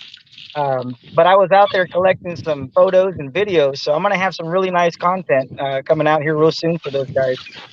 Tell everybody about your new show on Motion Sportsnet, man. Oh man, if I could somehow get a collection of the private messages I've received, and there's just too many bleeps and too many blurred words, dude, that it'd be really hard for anybody. Well, to we're on streaming, man, so you can do whatever you want to, buddy. It's whatever you want, man. Oh man, I'm really looking forward to it. Matter of fact, I've already worked on the intro. I have a unofficial producer who actually wants to help me out, man, with setting up, the content as far as planning the discussions and whatnot. He's a fellow angler, but that's his deal. He's actually a producer in real life, so he's like, hey, I really want to. Yeah. He's like, I really want to see you succeed. He goes, you have raw talent. He goes, but I think I can help you with a little bit of fine tuning. So I'm looking forward to that. I really am. That is cool, man. As far as our guests, the first lineup is going to be just, exciting. It's going to be a lot of fun. Let's put it this way. Conversation started off with like, hey, are you going to be bringing people on to talk about how to hone in on your skills? I was like, no, not really. Or are you going to talk about how to pre-fish and get ready for a tournament? It's like, nah, not so much. Well, are you going to discuss how to pick the right rig or how to set up your kayak. It's like, no, I don't think so, man. They're like, so what are you gonna do? You're just gonna sit there and bullshit the whole time? It's Yes. yeah, pretty much, man. Yes. That's kind of what we're going for, man. So, exactly. There's too many YouTube shows on how-tos, man. Let's just sit around and just BS, man. You know what I mean? The old campfire like stuff that you just don't, and that's exactly right, dude. You wish you were part of, man. Absolutely. And I've been blessed to be around some incredible guys with the trails, the scenes, and then of course, KBBT and whatnot, dude. I mean, we got some stories that legit were made for podcasts, man. No question. Yeah, it's going to be fun to be able to have a platform where those kinds of intimate conversations will be able to, be I love it. Open to the general public. So really looking forward to it, man. And I'm looking forward to my hat coming in. Jim was wearing his Motion Sports hat today while he was on the water. Yep. Yeah. No doubt. It's going to be a lot of, man. Again, we got baseball jerseys, all that stuff, man. So yeah, we're excited, man. This, this platform, from Motion Sports Net, it's definitely different, man. One of the things that we just don't want to get involved with is just politics. It's just going to be sports related, and just a ton of fun, man. You can get that other stuff somewhere else, man. We're just going to keep it real, keep it fun. Right. And just laugh it up and just keep it light. You know what I mean? Right. And I'm really good with subtle hints, so I picked up on that right there. We won't be talking politics on my show, because for the simple reason that we know where that's going to head. But trust me, yeah. In case anybody's wondering, I just want y'all to know that is John Fox right there fishing. Don't mispronounce that name, all right? Because the German people will take that personally. That is John Fox right there. You the leader. He is the leader on the board. Let's see here. I'm trying to pull it up. He's the leader on the board at 92 inches, 385, 347. South is putting a whooping on the north, but John Fox trying to hold on to the lead. His day is about to end in 2 minutes. So. Well, hell of a day, Mr. Fox. Hell of a day, man. Thank you very much. It was a blast having you on the show last night. It was a good time talking to you, man. You really are a humble dude. I try to be. I've had some. I think all of us have had, our rough times in our life. It's all on how you learn and move on. Absolutely, you're absolutely right about that, man. For sure. It looks like Stephen Bell's going in the swamps to go fish, man. He's going to go get those swamp donkeys. Yeah. In the swamp. You better tell him to stay off real foot. Oh, man. That was something else. This morning, you think I was? Yeah. I caught crappie about 2 pounds. Hey, Mr. Bell, I after speaking with you yesterday, I went off and I was able to I actually bowled 3 games. 2 games I broke 100. The third game I don't remember so much. The pin started to look more like long neck bottles, but I hope you had a good time at that bowling alley as well, my friend. Oh yeah. Well, guys, we have 1 minute to go. Slim, you wanna lead us out of here, man? Yeah, guys. Make sure when you're watching your favorite angler on here, go ahead and share. Always share the live stream, share the content. You're only helping them out. That's all you're doing. You're spreading the word for these guys and the awesome work that they do when they're out there on the water. And don't forget to get that Motion Sports Network app. It is an awesome app. I have already got my thing set up on Roku. I look forward to the future. And like I said, there's going to be a doozy of a finish, man, once these boys on Fairfield get off and get their fish submitted. So stay tuned. Yeah, man. All right, guys, we're out of here. It's 2:00. Good job, guys. We are out. Catch us next time. Take care. Bye-bye. Good job.